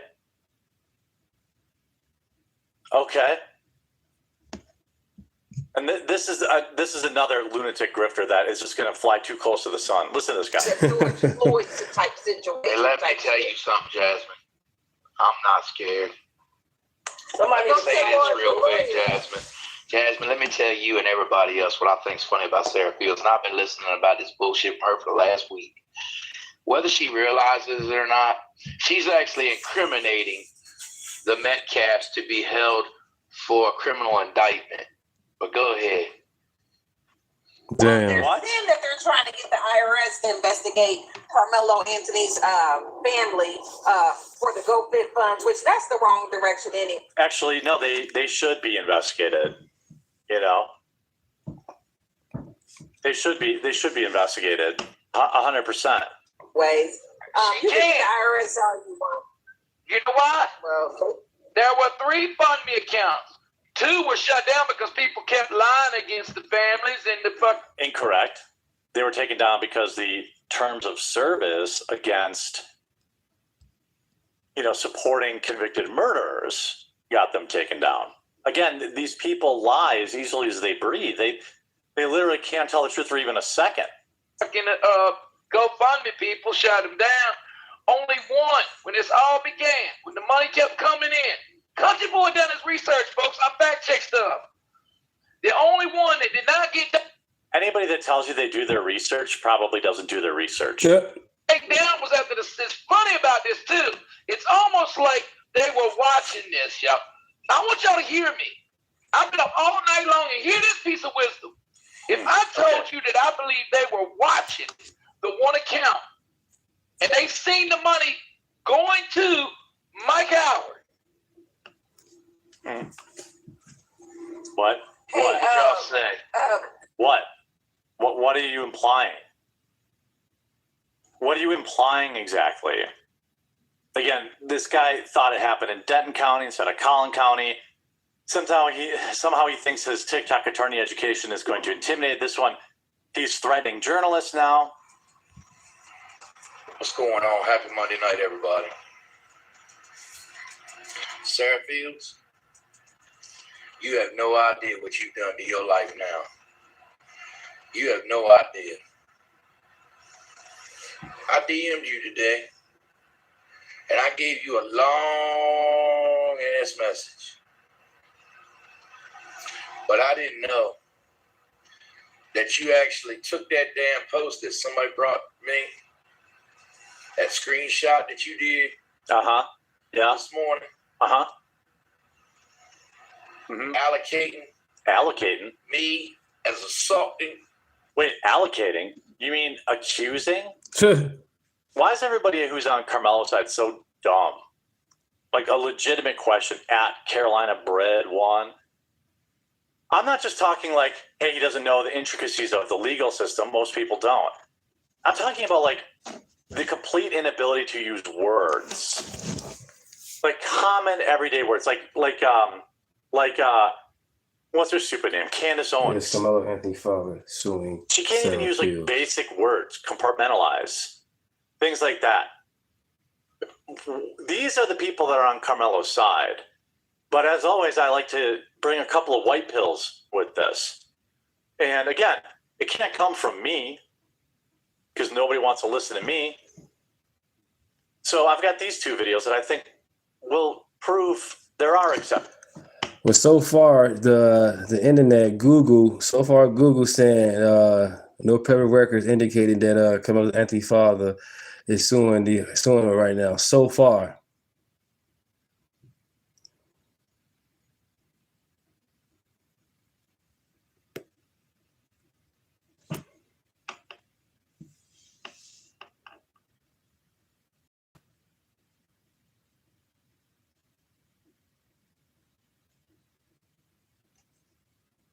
Exceptions to the rule. You want to know something that this guilty verdict taught me? What did it teach you? And I'm not talking about Carmelo Anthony. I'm talking about the people. The people. This case showed me just how many of you can't think beyond the color of your skin. Oh, wait a minute. I'm talking about how some of you refuse to think past it at all. Wait, I thought the other guy was going to be based. Is this guy based? Hold on. I got that video. I'm going to play it. Hold on, man.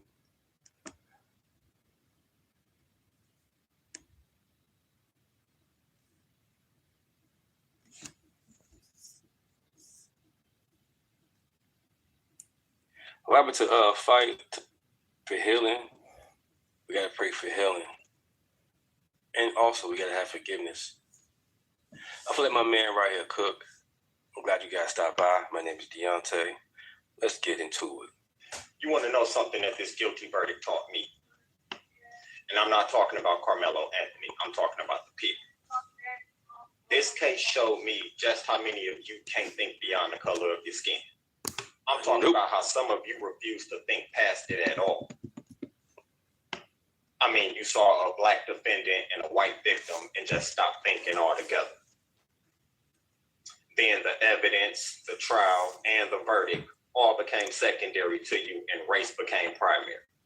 A lot of you weren't following the case at all. You were simply following skin. As you guys can see, I be on it, you guys. Even Corley doing the same thing I'm doing, showing my man right here. I be on it, guys.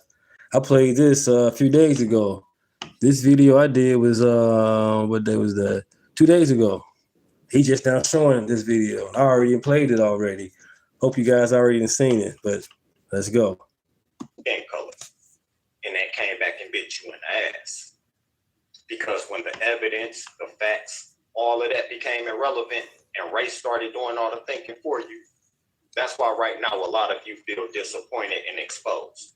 Not because you supported Carmelo or because you disagree with the verdict, but because it revealed in real time that race was doing all the thinking for you and nothing else. How a lot of you were saying he's black, so I'm with him. How a lot of you were calling other black people coons because they refused to automatically support a stranger. Yeah, I'm glad I'm being called a coon. I don't care. But what happened to Obama, Kamala Harris, Al Sharpton, Ben Crump? What happened? Because it didn't fit the narrative. They knew he was guilty. You hear nothing from them. Amazing. How a lot of you became emotionally attached to a conclusion before the evidence even showed up. And then when that guilty verdict came back, you same people want to act shocked. Is it because you weren't evaluating the evidence, but instead trying to protect your identity instead? That's the lesson I took from this. The guilty verdict didn't have to convince me that some of you can't think beyond the color of your skin. Because the minute race becomes your primary filter, now everything got to get screened. What happened to fight to live another day? Not fight and die. What the heck, man? And then you want to know the biggest hypocrisy that this case exposed? How for years we've heard, stop making everything about race until a black person is involved. How we watched a lot of you say race shouldn't determine outcomes, then get angry when race doesn't determine the outcome you want. Flat out hypocrites. How some of you claim to hate racism, but the truth is you just want your version of it to be called something else. And that's why this guilty verdict is so revealing. Not because it proves race didn't matter, but because it exposed how a lot of you do need race to matter. And if your commitment to race is stronger than your commitment to truth, don't tell me you fighting for justice. A lot of you became the very same white supremacists you complain about in this case proved. You're no different and you're no better engaging in that same bigoted ass mindset. It's about time a lot of you start thinking beyond the color of your skin. Otherwise, shit like this is going to continue to happen. Mic dropped. There's nothing more refreshing than discovering like-minded individuals on social media. I love everything he just shared. Thank you, sir.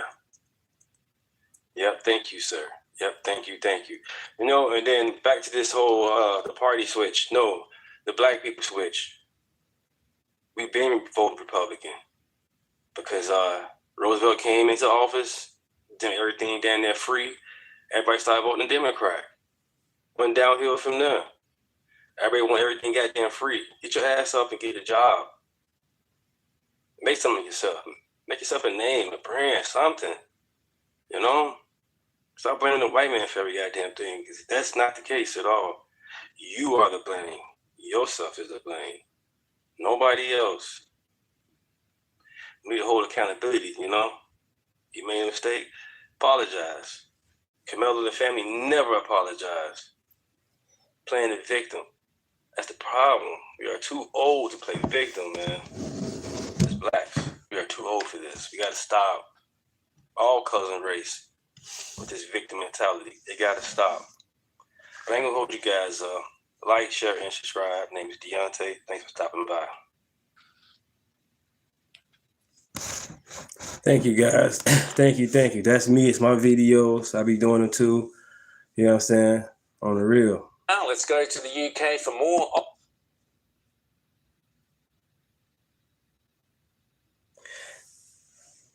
Come on, Roy. We already know that whole Trump stuff was all to stop him from being elected. Every case they threw out was all BS. And every case they threw at him, every case they put on Trump, it's throwing back on them. Where's Letitia James now? Where's she at on TV at? Running her mouth now. Her cockeyed eye looking over this way. Where her eye at now? You hear nothing from her. Anthony Fauci, where he at? You hear nothing from her. Fannie Willis, nothing from her. What happened? They quiet.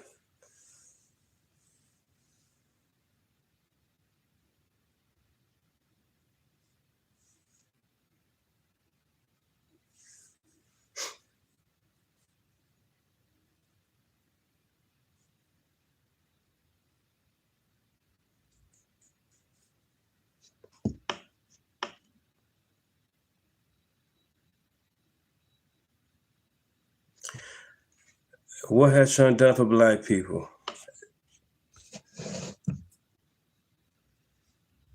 HBCUs, closing the border, because the border is helping us keep our black jobs. Because opening that border up, the black community will not have no black jobs.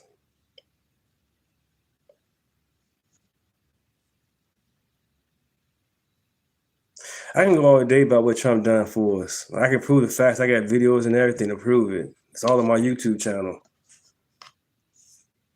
But the thing about it is, you asking me what Trump done for me. I don't need to read to explain to you. Trump campaigned years about what he's gonna do for America, and he's doing it. So I'm cool with it. That's why I got my hat, American flag. I voted Democrat, never again. I'm 43 years old. I may look young, thank God for that, but I'm 43 years old, so I know how to vote, man, on the real. I've been a Democrat. The board is about black people, and it's about American period. It's about American period. The board is about American period, but once again, when these immigrants come to America, they're not going to the white suburbs. They're not going to the martyr venues. They're going straight into the ghetto, to the black community, the black and brown community, period. I'm from Chicago, west side of Chicago. So you trying to give me a history lesson? It's a waste of your time because I live it. This is my history, my story.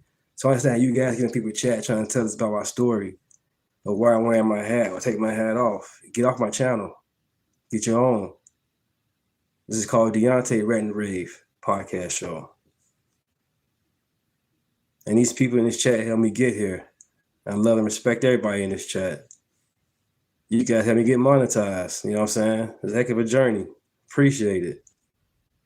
Once again, my channel is about unity, man. This hat is about America first. I've been overseas. I got a passport. I've been on cruises. You know, I've seen it. Still living it. Period.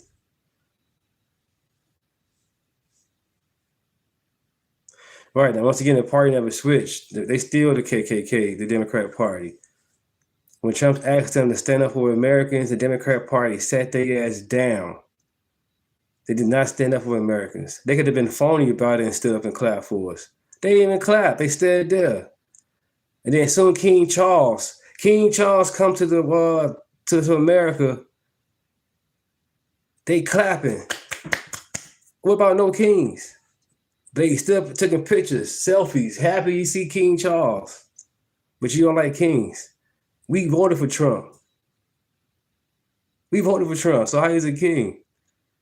It's three branches of God, 3 branches of this. Not just one man, it's 3 branches. Here you go with the Democrat Party. The Democrats Party are the same. Well, at least one of the party know what a woman is. How about that?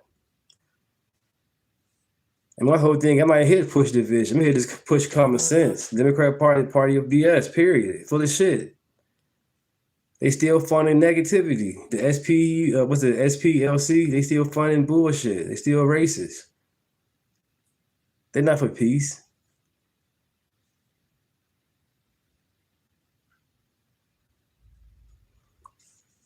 But I'm not expecting Trump to do everything 100% that he campaigned on. No, but at least he's doing it. Every Democrat person that I know that got into office, they said they're not gonna raise property taxes. They raise property taxes. They say they're gonna do this. They do the opposite. Barack Obama said marriages between man and woman. Even Joe Biden said marriage between man and woman. So they get into office, they flip the script. Now everything when they was in office was all gay. Everything just gay. Like what the hell? We get they out there, no problem with it. That's a small percentage. Right, show me what a woman is. Kataji Jackson. And you a woman with kids, and she's married. And then when Chuck Schumer say Jim Crow 2.0, it triggered the blacks. Oh, Jim Crow 2.0. That's not for us. We're the Americans. The 2.0 is for them illegals. Those illegals don't have no IDs, credit cards, and driver license and birth certificate.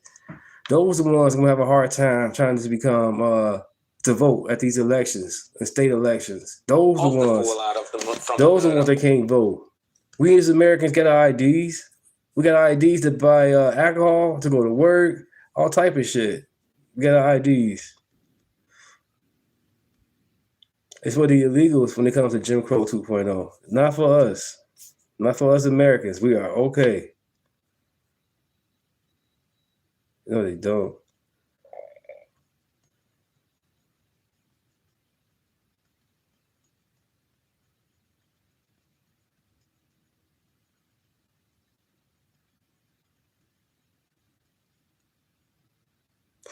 No humans illegal. All right, well, let them in your house then, Roger. Let's go ahead and open your door and let the illegals in. Come on. You don't know who they are. You don't know what their agenda is about. None of that. These people not coming over here to get vetted, to assimilate. These people coming over here bogus. They breaking the law coming over here. That makes no sense.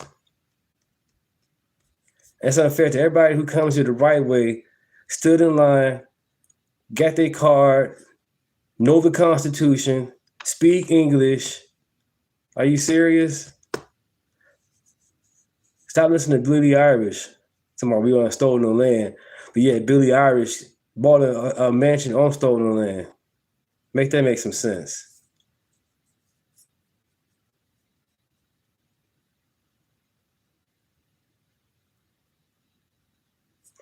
People know that. These people talking like they got no passport. You know you can't go overseas without no passport. They kick your ass up out of there, put your ass in jail. Overstay your visa. Oh yeah, Ultra MAGA for life, baby. Ultra MAGA for life. USA, USA. But I'm gonna go ahead and end this, guys. It's been 3 hours and 21 minutes. I'll be back tomorrow for you guys with some more stuff, some more updates. I might do a video after this, 5-minute video, 3-minute video probably. You know, Deunta rants and rave. More information for you guys. Love everybody. Thank you guys.